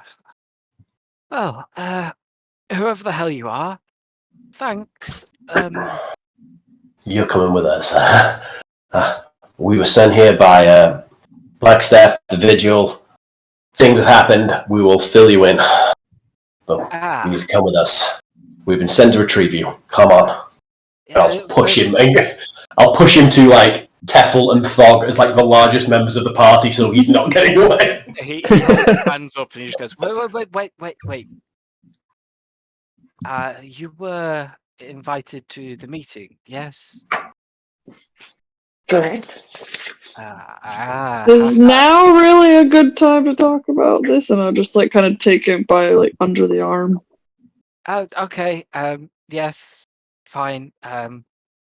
We should talk when we can. He winces as you took him under the arm. His ribs ache, and he's okay. Let's go. Let's go. Where is it you're all going? Maybe we should go to that little like kind of the place that we slept last night. That's the place where they're gonna reopen the door. Yeah, but it's not like 2 days, is it? Yeah, but I'd rather stick around there as much as possible. Sure. At least it'll give us a bit of refuge for I will apply minute him to talk to him. healing wounds on Malcor. Okay, yeah, go for it. There's the D8. There's the D8. There's the D8. 8 plus 13. 21 points of healing. Okay, excellent. You can see a bunch of his wounds beginning to close. He looks a bit relieved as you let this wash over him. Oh, it's been a while since I felt this good. Well, I'm sure you'll be very thirsty. Would you like to have some tea called death? Sure. Yeah. Okay, I'll offer him some of the drying tea. Okay. He will happily drink up. And as he's downing it, just gestures to you guys to lead the way.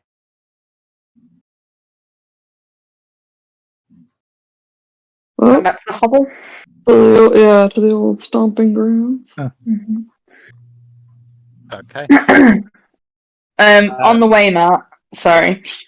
Just on the way, like the notebook that Lavender purchased last time kind of gets slid out, and the quill poises itself on the thing, and she's like, So, Melkor, I don't mean to pressure you. I know you've been through an ordeal, but whilst it is fresh in your mind, why is it that you were trying to get to hell in the first place? I mean, we've come a long way for you, so as you can imagine, we have a few questions. An eyebrow raises, and he just says, "Yes, that's why I want to talk to you guys too. As your friends have said, maybe we wait till we're back at the house." Of course, of course. Anyone doing Well- anything on the quick walk back? I'm not quite sure, but at least we could say that we went through hell to get you. I'm fucking praying, Matthew, right now. That's what I'm doing on the walk Okay. back. Okay, good to know. I will take my homunculus back off. Yeah. Yeah, Okay. I'll pass it back to Dayak. Thank you very much for that. That was came in useful a few times in there. No, that is what it's there for, Okay. little buddy. It takes you about 45 minutes to make your way through the busy, bustling streets and back to the house. Upon your arrival, Malcor raises an eyebrow again, turns to Ola. I hope my defenses didn't hurt any of you. Oh, they did. Oh, they did. Oh, it was chilled surprise, to say the least. Sorry, I didn't intend on anyone to, anyone but me to be returning. Got waylaid. My bad. And as you enter, he gestures to you all to take seats, stand around, as you enter the kitchen area. He'll take a seat on one of the old, kind of dust-covered chairs. Say, right, you have questions. I have questions. I'm assuming you're the red group, yes? That will be us. Correct. Okay. Fire away. Well, what were you doing teleporting to hell and back? What business do you have here? Well, a while ago, me and my colleagues became aware of Lalalia, probably before a lot of you, and he winces again as he tries to make himself comfy. Clearly still in a bit of pain. Obviously, when it comes to individuals with godly aspirations, most of the time, you just keep an eye on them. They don't tend to get anywhere. Lalalia, though, she somehow managed to amass a reasonable sized following, one that became concerning. So, me, my fellow archmage, we decided, just in case, we would find a way to stop her if she ever became too powerful. Now, this has been a few years in the making, but I believed a piece to the puzzle I could find here, and I did.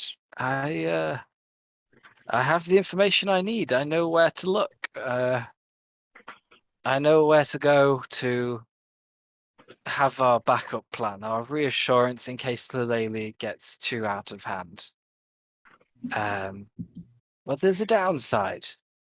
As your red group, you were going to be asked to participate in this anyway, I'm sure.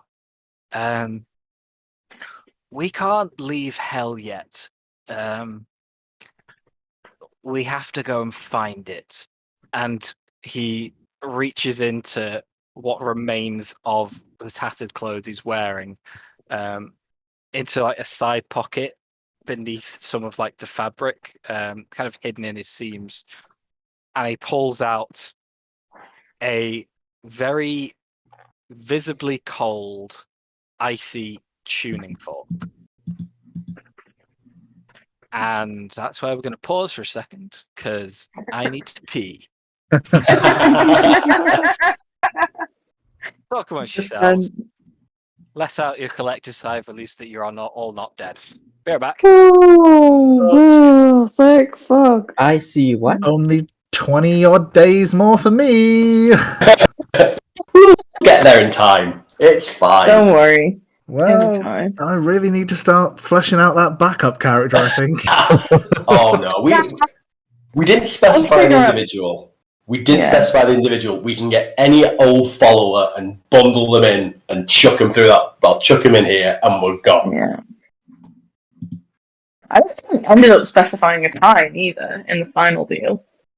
1 Nice. month. He said is a what month. We've got. Oh, did he say a month? We've got Okay. a month. So, well, that's Our 30 verbal days. agreement did not say a month, although we did discuss about it with him earlier. However, that That's what I mean. The Expectation. final agreement, I don't think did. yeah, I don't think the final agreement had. However, it's best if we do find it in 1 month. Yeah. No, That's we can do this in a month. Realistically, we've been on the case less than 24 hours at this point. Yeah, we've still We've got 2 already days to found the play with guy. here. Mm. I had to specify that there is no funny business, just in case, with the summoning thing, for example, that would Mm. prevent us from taking the follower here. I like that. That was a good call, man.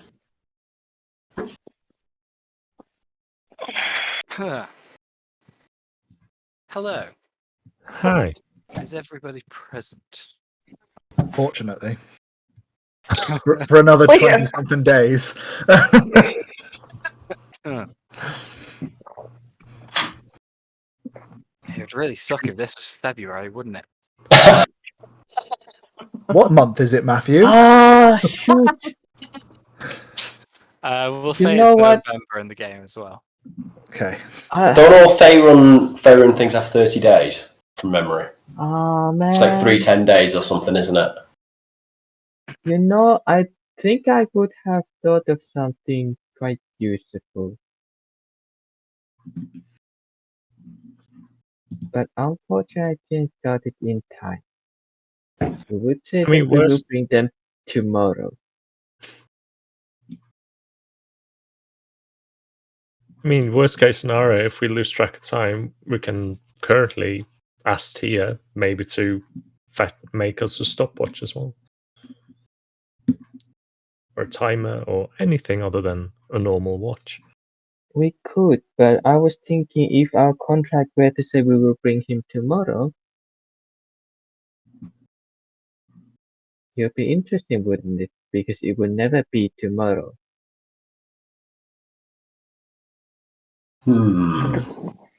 I don't think that they'd be tricked as simple as that. No. Mm. No.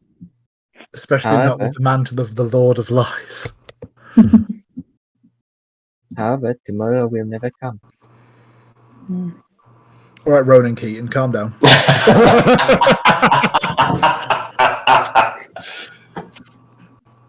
Okay, so where were we? So we Malcolm. got out the ice tuning fork. Yeah, Malcor presents an icy tuning fork, and he just gives a very apologetic, half-assed smile to you all. And what might this be? So, I know I'm after a pendant. Very uninteresting in and of itself, but we need it for a multitude of reasons, and I'm not going to lie, I don't know how much I can trust each of you yet, so that's all I'm going to say on the matter. But we need a pendant. If you will excuse me, and I take 2 steps towards him, I've just promised my life in exchange for yours. Now I suggest that if we're all going to work cohesively as a team, as a unit, you start telling us details. Nithsira wouldn't be able to tell this because of her passive perception, but those of you with a middling passive perception can tell that in one hand down at his side, Malcor instantly has prepared a spell and a bright spark in the palm of his hand as Nithsira has approached. Okay. I appreciate it, but forgive me, it's not information that we can risk getting out. So for now, I'm going to have to insist that that's all I tell you about the pendant. However, I can tell you the rest. Is that okay? Talk fast. Staring daggers at him. We're not Unmoving. happy. Well, I needed to come here to get information on who owns the pendant, and now I know. I also need to know how to get there, and now I can. The downside is it's another layer of hell. Do you all hate the heat? Because I might be asking you to get a bit Fucking cold. hell. Wait, Jesus cold? Christ, no, Matt. Did you say somewhere cooler? Because I will definitely go somewhere cooler. So, It's cool in hell. That doesn't mean that it's a good kind of cooler. That is definitely not a good sign. I do not like it. of course, you can stay here and I'm assuming wait for the portal to open. I'm assuming that's how you got here, seeing as this is where we come back to. However long that wait is for you, feel free to stay here and opt out. But I need to go and retrieve this pendant. And I would love some assistance because and he just gestures to the state of him. I mean, I'm strong, I'm powerful compared to your average person, but I need to go to Stygia because apparently the last known owner of this pendant was the Vistas.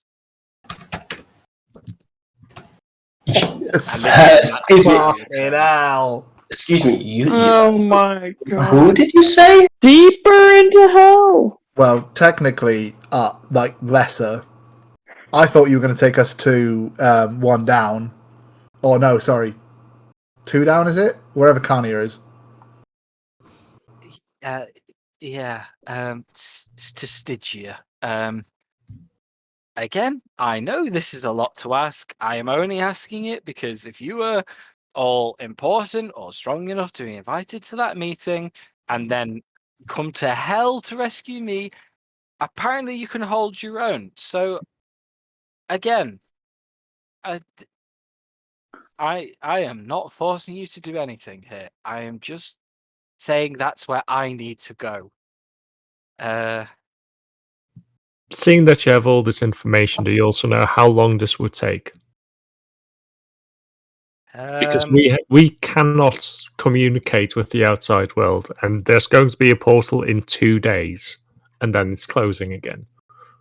Well, on the bright side, I also have, and he's going to rummage around again throughout his attire, and this time he pulls out from a seam in his pant leg another tuning fork. This one, however, appears to just be a normal tuning fork. I can get us home right now. So that's not an issue. I can plane shift us at any time. Or I can plane shift us back here and then we can still make the portal. But time-wise, I've never been to Stygia, so I don't know.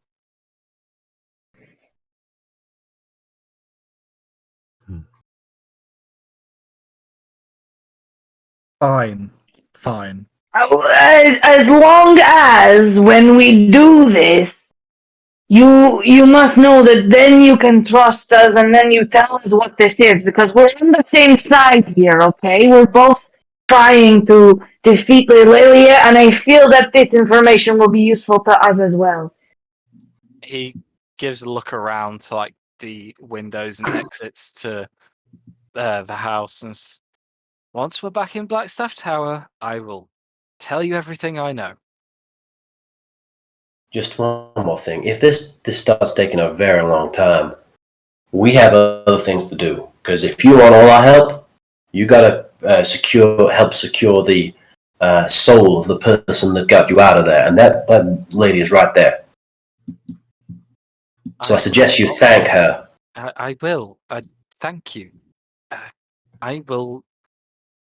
Trust me. Once we've done this, I will help you secure your soul. I won't let you, give your life for mine. Just, I'm not. It'll be fine. Just hang on a minute, guys. Just wondering. We did agree to bring one of them here to the person. Did we agree that he would be able to torture that person? We sort of said just bring him to the palace, I think. What's Did we with talk him is no anything longer our about- concern. Did we talk anything about torturing or being alive? I think the implication was that they were with their plaything. Yeah, and have some fun with them. Yeah. They will need to be alive. Yeah, I have an idea for that. I can probably get someone here if I need to. Very alive and very compliant.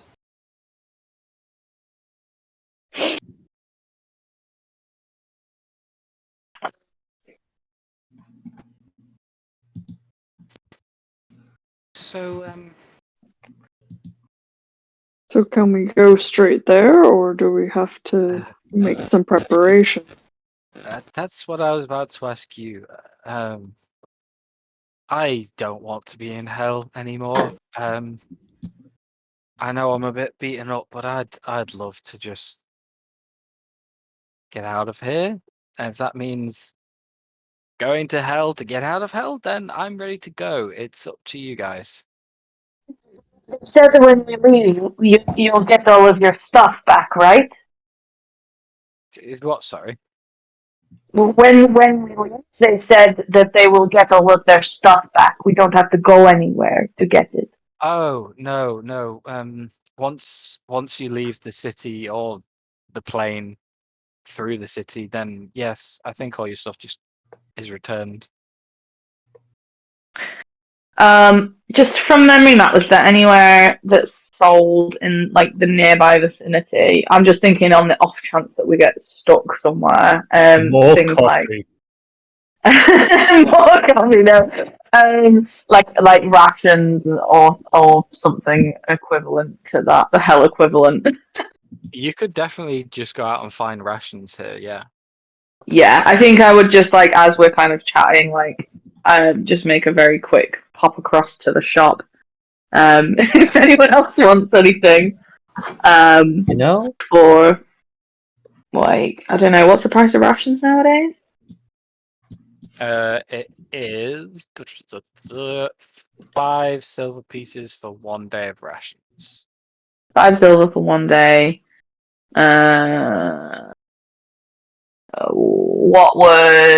What would 2 gold get me? I can't do maths. Someone do maths. 4. 4 days worth. Yeah. Okay. Tell you what. Let's go 10 gold's worth of rations, and I will distribute them out to everyone.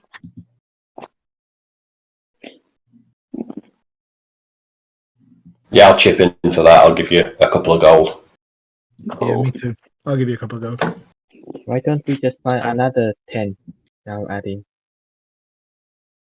Yeah, sure thing. Anybody want anything from the shop, Cornetto?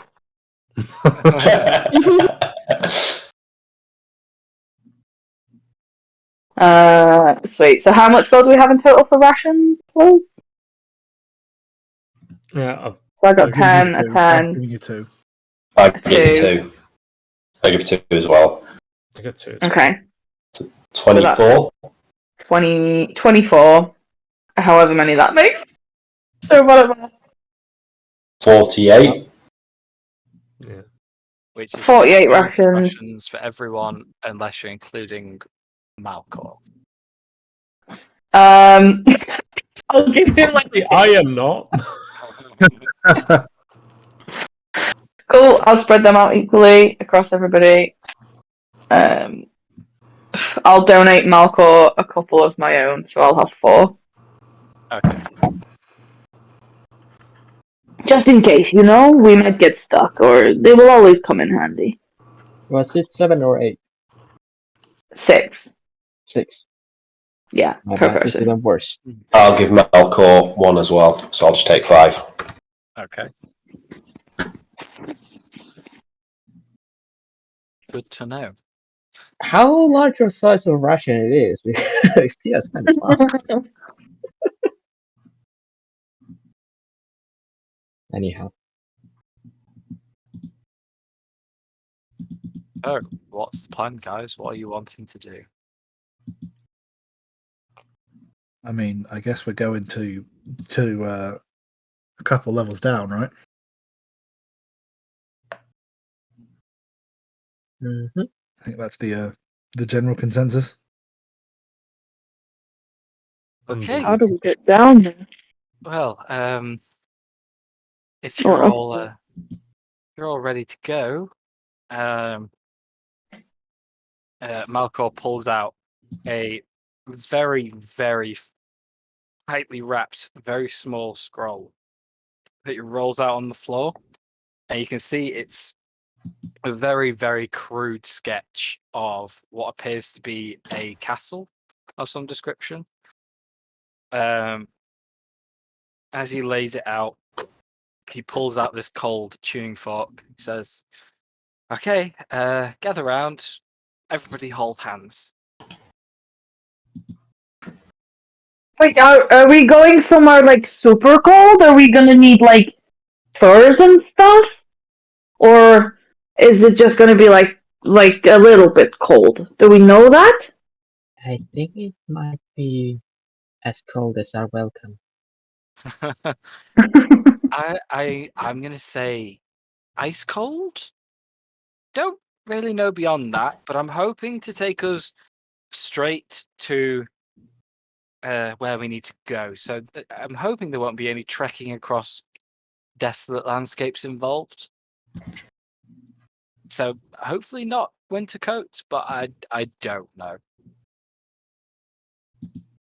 I mean, I don't know if you can get us straight in and out, but if we get stuck anywhere chilly, I don't think that I am particularly dressed for the winter. Is anybody else? No. No, not me. No.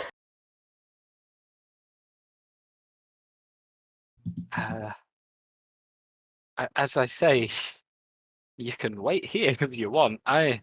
Or you could go buy some. I don't. Do they sell coats in hell? You can tell. Seems like they sell everything in hell. You can tell by Malcor's demeanor that he's still a bit out of it from his experience. He's not quite he's not quite as centered as you'd expect from a man of academia. So he's not like quite thinking clearly. Sorry, was someone going to say something? For you to decide. Can I just give him a bit of a once over to see whether he needs something like a lesser restoration smacked upside the head? Yeah, give me a insight check or perception check. It's up to you. They're both equally as shit as each other. I'll give you a guidance. Okay, thank you. Well, that's a 9 minus 1 makes an 8, and then let's add the old guidance. Oh, that fell straight off the table. That's a good start. Oh, fuck me, that was a 4. So 12. Okay. He looks a bit weak. A bit. To be honest, he looks like he needs a good night's sleep, but it's not. There's nothing physically wrong with him anymore, and there's no specific ailment you can. Does he just look discern. exhausted? Is that what it is? Yeah. Okay. Okay, maybe we, instead of just immediately heading off, maybe we give it a day, just so that Melkor here can recover from the untold horrors that he's probably had to go through. And I'll give him like a soft look as I say it. Maybe we just something called catnap.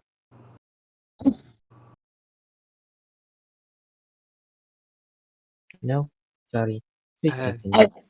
I don't know about the whole day. I think that's too long. It's cutting it a little fine.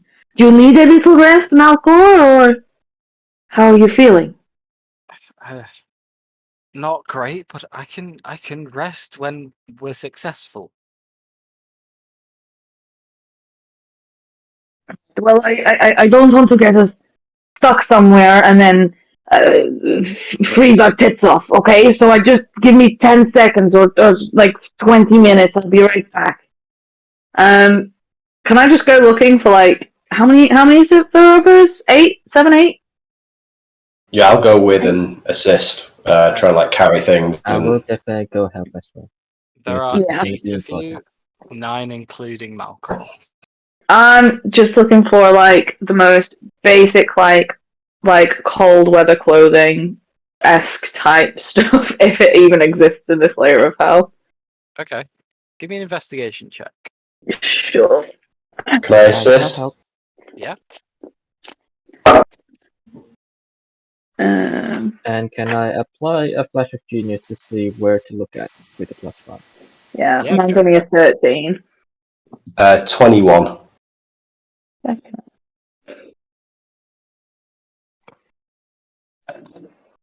Let's assume that Flash of Genius was for Lavender. So that's 21 and a 18. Okay. It takes you a good 20, 25 minutes of searching for an appropriate shop. The one you find isn't so much for winter apparel, but it is more of a prime material type clothing shop. There's still quite a few odd things that you can find in here. A few pieces of clothing that don't seem to fit humanoids at all. But there are some reasonable coats that you can find, a few made of some decently thick furs that you can purchase. If you're buying for the whole group, for all 9 of you, you're probably looking at somewhere around 15 gold with a decent discount for multi-buying. Sure. Okay. I'll say that. I will say about 3 of them seem to be very expensive looking pieces of clothing. The rest seems to be what your everyday person might wear in the winter. Look, we need something that works. We don't need something that looks like Japanese. No, but it's an added bonus if it's fancy. Moreau is taking one of the fancy ones. Very well, have your way. Did you say I'll hand over 55 50. Matt? No, 15. I hand 15 gold over. Sure, you? Who you addressing? Sorry. Are you sure about that, Tia? Do you want any help covering that, or are you okay? No, it's okay. Oh, I know thank a particular person who really don't like cold, so this is definitely essential. Wonderful. Why, thank you. Well, surely you should take the other nice-looking coat here for covering this. Would you like it? Well, I don't think it will fit me anyway, so it's okay. Very well, take your pick. And we'll carry the Roll rest up the back. sleeves. Yeah. And we'll take the rest back to the group. Besides, the look is never a problem. And as Tia says that, you can see her clothing changes to one of the fancy ones that looks like attendance for what is called the ballet or some kind of like a fancy dressing party. Oh yeah, like black tie. Yeah. Or like a fancy dress sort of thing. Yeah. Oh, very nice. Well, I was thought to have a good habit of dress for the occasion, and I'm sure Pixies would be proud of that. Moreau will offer his arms out and say, "Ladies, if you wish to accompany me," and kind of offer like to link arms and walk through the street in their fancy fine clothes. Winter clothes in hell. Surely we'll do that, and gives a small bow, courtesy bow. Love it. Love it. Yep. We'll link arms and take the coats back. Okie dokie. We'll be cold in arms. I'm actually a little warm in this here. I'm gonna take mine off until we get there. Very Yeah, you won't feel the benefit. You make your way back to the house, handing out these coats. Malcor happily slips one on, says, "Okay. Oh, at least we're more prepared than I thought we were going to be." Are we ready to go diving into more hell? Let's go. As prepared as we'll ever be. Okay, everybody, link arms, hold hands. Let's hope this goes well. Hang on a minute. What do you mean, hope? It'll be fine. And he begins casting plane shift. You guys link up, and this purple energy ripples out and surrounds all of you before at the last moment turning an icy blue color, and then woof, you are whisked away. In an instant, you go from a dry heat to bitingly cold with wind whipping around your ears. You find yourself on a ledge, small outcropping of what might be a mixture of rock and ice, and looking around you, you see the cold, barren winterland of Digia. Off to one side, you see this landscape breaks up into two notable features. One is an icy, broken river, half flowing, half stuck where it is. And the other is a large mountain range to your east. As you look in that direction, it appears that there is a large floating mass on the river. This mass has come to a gentle stop at the base of the mountains, seemingly like a log gets stuck between rocks in a river. Mounted above this rocky iceberg, you see a very large, ornate, castle-like structure. Malcor turns to you, shivering. It's like, that is where we need to go. watch your footing and watch out for any nasties that might want to, I don't know, impale us, murder us. You know the deal. And he begins shuffling through snow and ice in that direction, beckoning for you to follow. Now, Thor, what do you know about this place in terms of its defense? We should at least know that and what we're heading into. As far as I'm aware, it doesn't have much of defense. How familiar are you all with Levistus? Not particularly myself. Anyone else? Would I have come across in the books or something in academia of interest?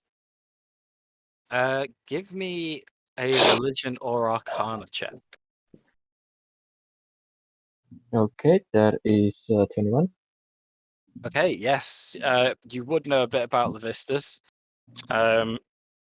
Archdevil of the 5th layer of Hell. It's pretty widely known and reported that he and his layer of Hell are encased in ice as punishment from Asmodeus. You can't remember the details of that punishment, but essentially there was bad blood between the two, and as a result, Levistus is in a permanent state of being encased in ice.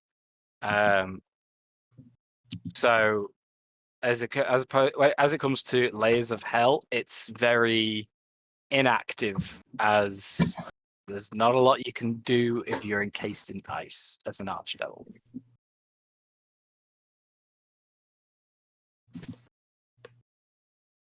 I relate this to the party. So you think it will just be him there, Levistus? You Well, think that might be a bit more trouble? I doubt it'll just be him, but hey, you never know. I just know that it's not exactly going to be like Grand Poli. There's not going to be thousands of people here.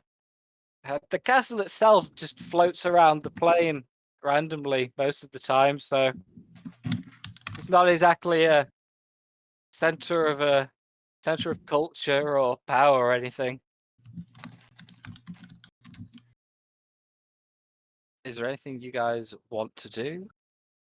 Or are you just wanting to follow and make your way towards this castle? Well, the question is, if that person is in ice, how the hell do we get him out? Or get her, or it? Well, I'm hoping that it wasn't actually on his person when he was frozen, so maybe cross that Uh, bridge when we come to it. And the second problem, if we come to the cost of freeing the person to get the item, we might be in another bigger trouble. I'll kind of like clear my throat and a little bit of smoke comes out of my mouth. Yes? Just clearing my throat and alluding to the fact that we have some firepower. At least someone's going to be warm tonight. Moreau points tackling us. Moreau points tackling us. Now I'm sticking with them.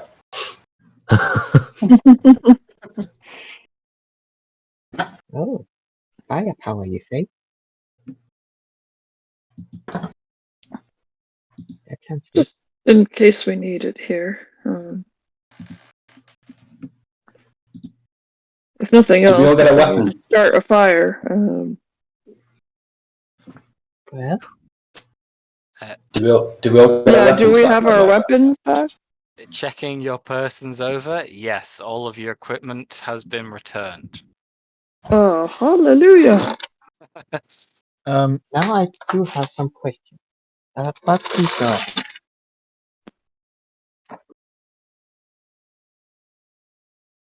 Questions for who, sorry? No, I'll ask them slightly later. Please go ahead. Mitchell, you were talking about something? Oh no, sorry. Liam wanted to ask a question. With me, Matt, do I feel my connection still with my sword? Yes, you do. Amazing. Okay, cool. Carry on. So are you all just following down to make your way towards this castle then? Can I keep a lookout, like, to see if there's any signs of, I don't know, anyone watching us or, Yeah, go ahead. like, Yeah, any signs of life in general? I'll give a guidance to Teffel. Okay, cool. Give me a perception check. Oh, I'm not good at this. I will say don't add the guidance, because if this is like ongoing as you're making your way up to the castle. Could I just give advantage then?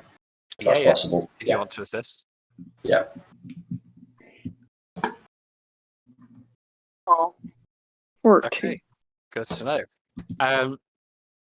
As you're making your way down towards the frozen parts of the river across to this castle, there's no signs of any other persons or beings about to watch you. The only signs of life you see are what remains of maybe a forest, pure deadwood and encased in ice that you walk through on your way towards the river. There is no sign of life you can tell anywhere around here. Alrighty. Seems safe to keep pressing on. Okay. Making your way tentatively across a small but thick sheet of ice. Malcor still leading the way, kind of with a bit overzealous, shall we say, given the situation. The excitement of a child that's kind of just wants to go home.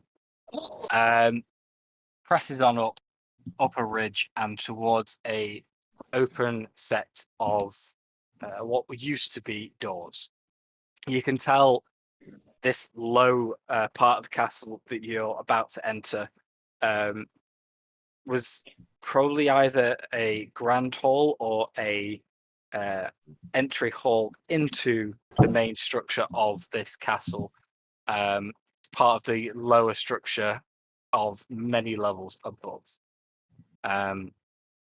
Malcor seems determined to just waltz on in, but he is turning and stopping to make sure you guys are all on board, and essentially is asking for permission to just run in. What would you all like to do? Maybe we shouldn't just bold as brass walk in here. I would tend to agree with that. I share your enthusiasm to get out of here, but we should probably take it step by step. You know, I kind of agree, but I also do want to get out of here alive. So now, gathering from the kind of person you are, Malcor, how about you just stay in the back because you have the only means of getting us out of here, and you let someone else lead. That is sensible. I think I may have a spell that can give us a slight advantage here. It will only last for an hour, but I think it will be good enough to give us some kind of information about what might be inside. Or perhaps a way to get in that is not the front door. She will cast. Are we right up by it? Yeah. Yeah. She will cast true sight, true seeing. Sorry. Ooh. Ooh, interesting. So she takes out a little bag of ointment, which kind of looks like a brownie, consistent, like a brown gooey consistency. It doesn't look very inviting. And you watch as she kind of puts this like onto her eyelids and starts to rub on her eyelids. And as she opens her eyes, you can see that her eyes have kind of gone that dark black misty color, and she will look towards the castle.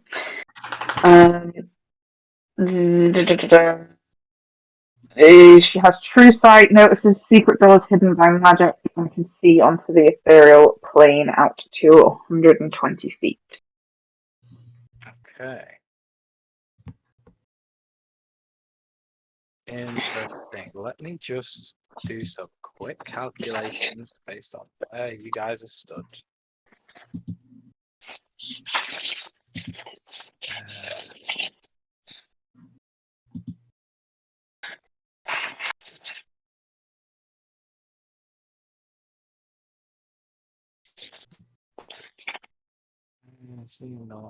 Darkness, seeing a different object, time will attack neutral enemies. Just see.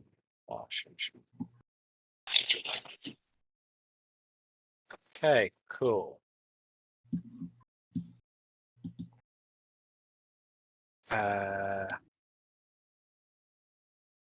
Amazing. So you can't see through walls, right? Not right now. Cool. However, what is that? Is that? No, it's not even concentration, is it? So she can use.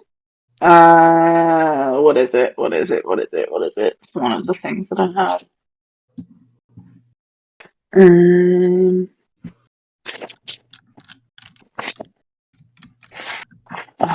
I may have switched that out. Oh no, it was no, it's the wrong thing. Hang on. Oh yes, no, she does. Yeah, she's gonna also use Ghostly Gaze. As this action, she gains the ability to see through solid objects. Oh no, hang on.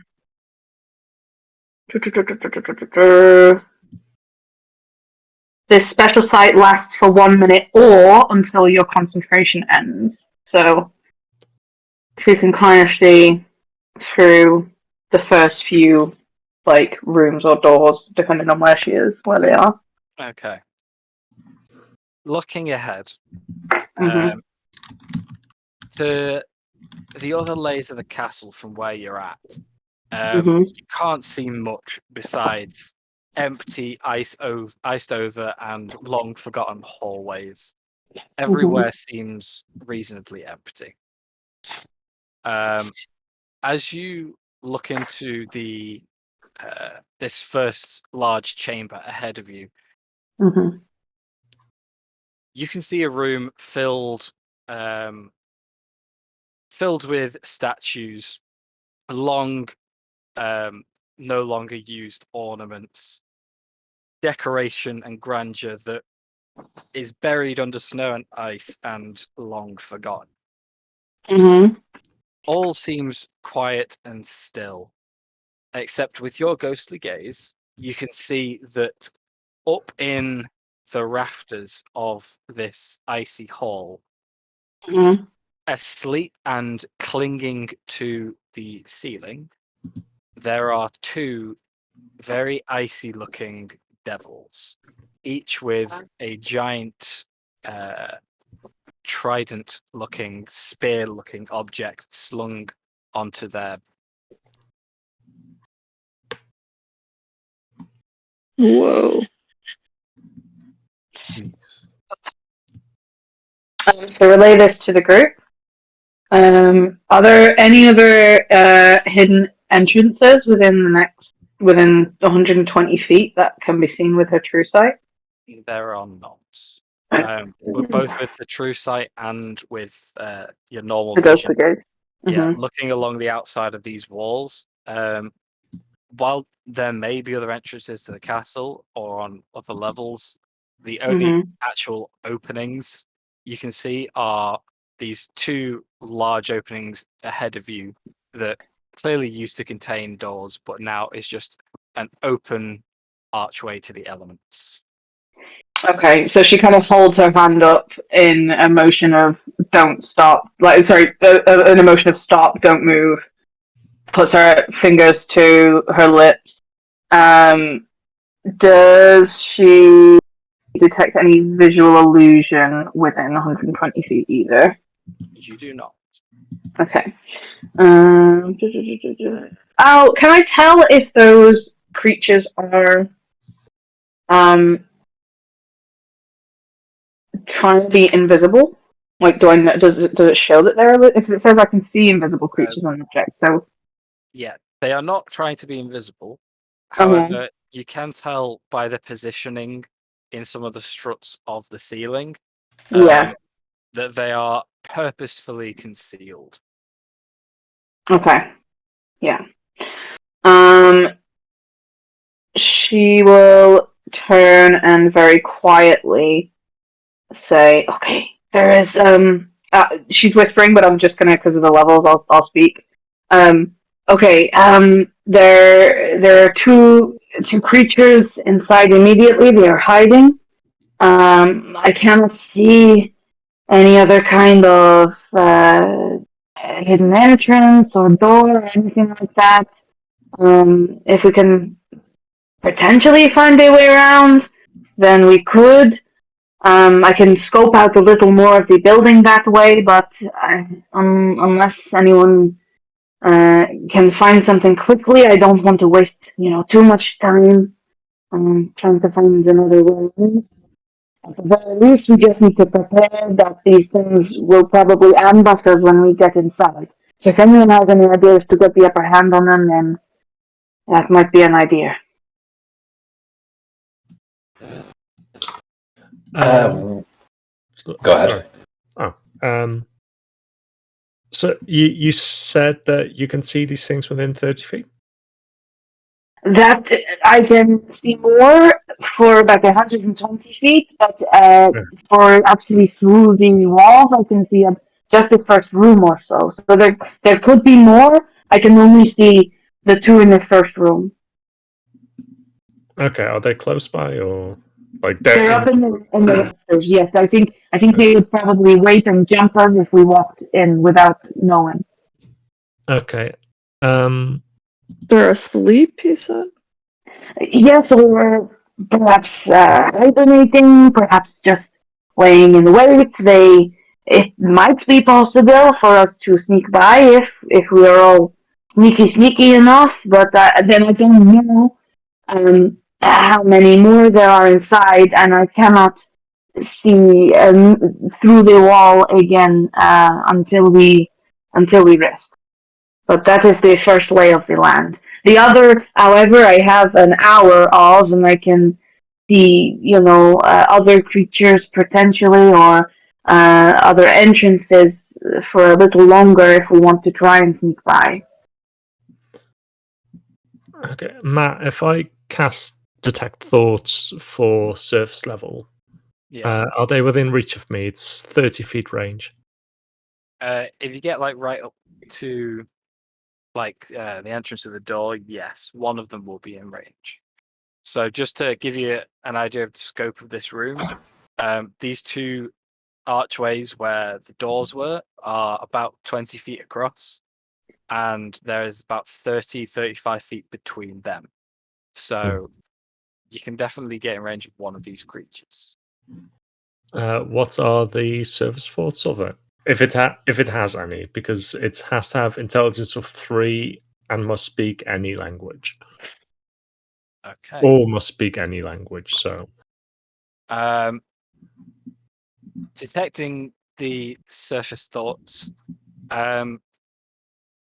they are of peacefulness and calm and patience at this point. You can tell instinctively by the lack of any strong emotion or the flow of natural thought processes, that these creatures are dormant in some way, whether that be asleep or otherwise, because there's a lack of flow and there's a lack of change in that surface level thought and emotion. Okay. So nothing that would give away that they would have noticed us. No, nothing of the sort. Okay. I have one idea, something I might be able to do if we want to. Depends on whether we want to create a distraction, find out exactly what we're facing, on maybe turn the tables on them. I can do something where I can make myself invisible, but cast a duplicate of myself that I can see and hear through. I could make it wander in and make a lot of noise and do whatever needs, wake them up, and then if they jump, we can then jump on. They think they're attacking one thing, and then it's not attacking anything, and we can just attack them. We could also make it run through the palace. Like run away from us, you mean? That might be an idea. If we run him through first and just have him, run away from the castle once we hide. Yeah, I can, as long as I don't get hit, or cast another. Well, as long as I can maintain concentration on it, I can last about an hour.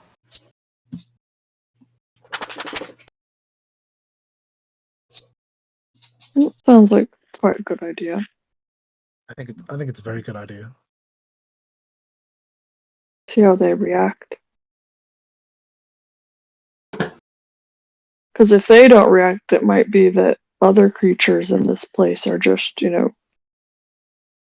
hibernating out of mission in some way. Mm-hmm. And then perhaps we hide somewhere a little further away from the entrance so they don't see us and we can sneak in. Might be an idea. Mm-hmm. I mean, it's not like if it's illusionary. If it depends how quick they work it out that it is. But yeah, I could. If you want, I can go in, make some noise, and have them chase me through the castle. I can move quite fast in this form. But I'd just be stood right next to you, just invisible. Looking around, there are plenty of snowbanks and rocky outcrops you could all hide behind out here. Okay. That sounds promising. What ability is this? It's spell mislead. Okay. So 5th level. Concentration to now, semantic components only. Become invisible at the same time that an illusionary double of you appears where you are standing. The double lasts for the duration, but the invisibility ends if you attack or cast a spell. You can use your action to move your illusionary double twice your speed and make it gesture, speak, and behave in whatever way you choose. You can see through its eyes and hear through its ears as if you were located where it is. On each of your turns as a bonus action, you can switch from its senses to using your own or back again. While you're using its senses, you are blinded, deafened in regard to your own surroundings. I have never heard of the spell before, and I like it. It's amazing. Okay. Is that what you want to do? Everyone's on board. Hell yes. Mm-hmm. Let's hide. Okay. In that case, I will put on a duplicate onto this map and switch you over to this map. So, for all of you who are hiding outside, can I have stealth checks, please? I presume I'll have to make them as well because I'm still outside, but I'm invisible. Yes. Okay. Is it dimly lit or dark out here, Matt? No. Bollocks. With advantage.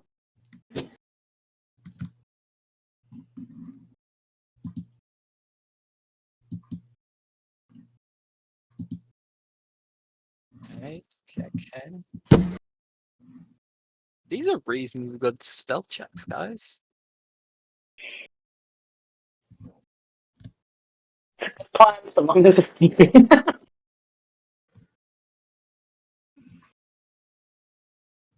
Okay, I still missing Okay. tears.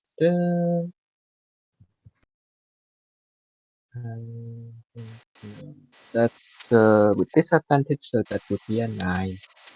Okay, good to know. Okay, so you all get behind one of the large chunks of ice outside, easily big enough to conceal you all. And Monroe, please describe what it is you're doing and what your duplicate's doing. Okay, so you would just effectively see Moreau walk forward, but one of you will get like a quick tap on the shoulder from where Moreau was, and he will move his duplicate in through the door. Just watching it, and he'll whisper, "Do you want me to make some noise or anything to try and get their attention as I go in, or do you want me to just try and sneak through as best I can?" Just sneak through first. Sneak through.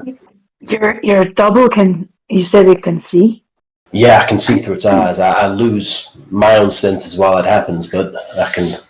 To keep you more protected, but maybe see how far you can get, and in tandem with my own spell is still running, perhaps we can get the way up the land. Okay. Wait, can you still hear? I can still. Yes, at the moment, yes, but the second I go into Okay. the second I start using senses, blinded and deafened myself, but I can hear through it. Yeah. It's So like if you're talking to us and you're there, yeah. Okay. Yeah, it'd be like using the familiar thing on Find Familiar. Like if you go in, you see through its vision, but it doesn't seem to have a limit to it according to the spell. Maro, just wondering, if that's the case, would you like some of us hold your hand and lead the way? I should be okay for now if we're staying out here. But yeah, if we start moving, hold my hand or give me a squeeze or something. Okay. We'll keep you protected. Don't worry. So yeah, Moreau is gonna. Yeah, well, the duplicate is gonna move. I can move up to. Well, it can move double my speed. So I presume it doesn't have a. So I presume it's 60 feet. It can move on a round. What's the spell called? Mislead. Yeah, I'm just going to move it through the door. Where are we? So I'll move the thing.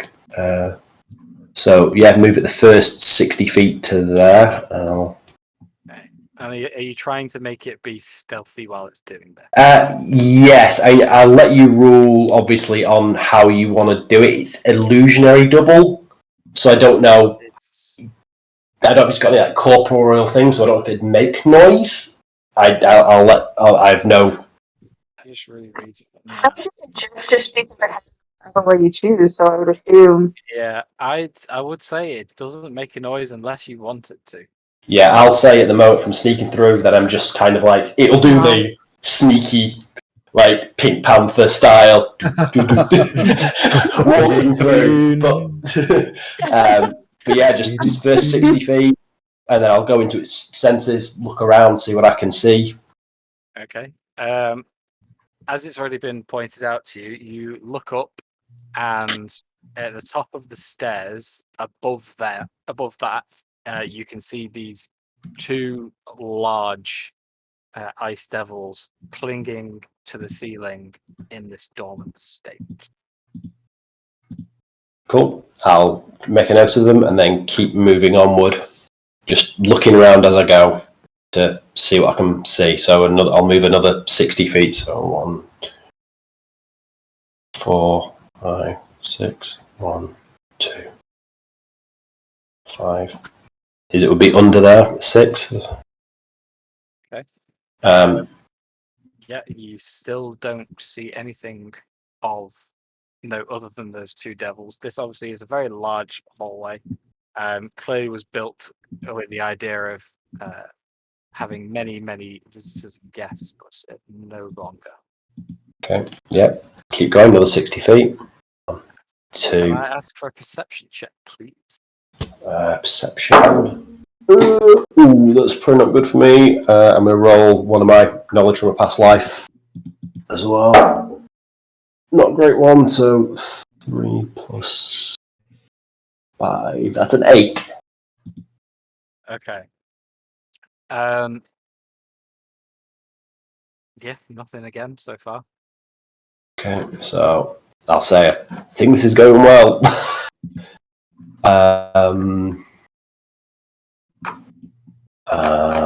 Yeah, go another. Keep going my 60 feet. So I was there, wasn't I? 1, 2, 3, 4, 5, 6,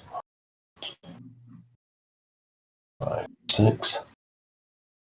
Yep, keeping looking round. Just notice if I can see anything or anything jumping out at me. Nothing's jumping out. Okay, keep going. 1, 2, 3, 4, 5, 6. 1, 2, 3, 4, 5, 6. So I'll relay to everyone just what I'm seeing in front of me and as I go and what I can see. And then I'll say, do you want me to keep going forward or do you want me to loop back round the room? Tap my shoulder once for no and twice for yes. Once for keeping going forward and twice for going round the room. Just on that last note of what you can see and stuff, with an 8, you can't see anything else out of the ordinary. But as you've already been pointed out, there's things in the rafters. When you get to here, you can hear heavy breathing from somewhere above you, probably indicating there's something else in the rafters down here, but you can't quite see it. I'll say to these guys, I'll say to them all, there's something else in here with me, but I can't see it. As at the point you're at as well, as you've ascended that second set of stairs through these 2 archways ahead of you, you can see that this opens up into a large foyer area, which then proceeds into another grand hall. The size of which kind of mirrors this, only that seems to be more of a throne room without the throne type situation. Large statues and columns decorating that icy hall as well. And with that information, the information on these baddies and some plans as to what you're going to do next week, we will leave it there. Nice. What a session. Good session, Matt. Fabulous. Thank you, Matt. Very tense. Deal with a devil. Very good. Interesting. Indeed. Right, I'm going to get off, guys, but thanks very much. Thanks, Matt. That was awesome, man. Nicely done. Well, another thing to be placed as a main point that definitely do not forget. Otherwise, there will be dire consequences. Well, for all of us, anyways. Most of you will be fine. Oh, yeah. That is not the point. All right, see you all next week. See you later, guys. All right. Bye. Bye.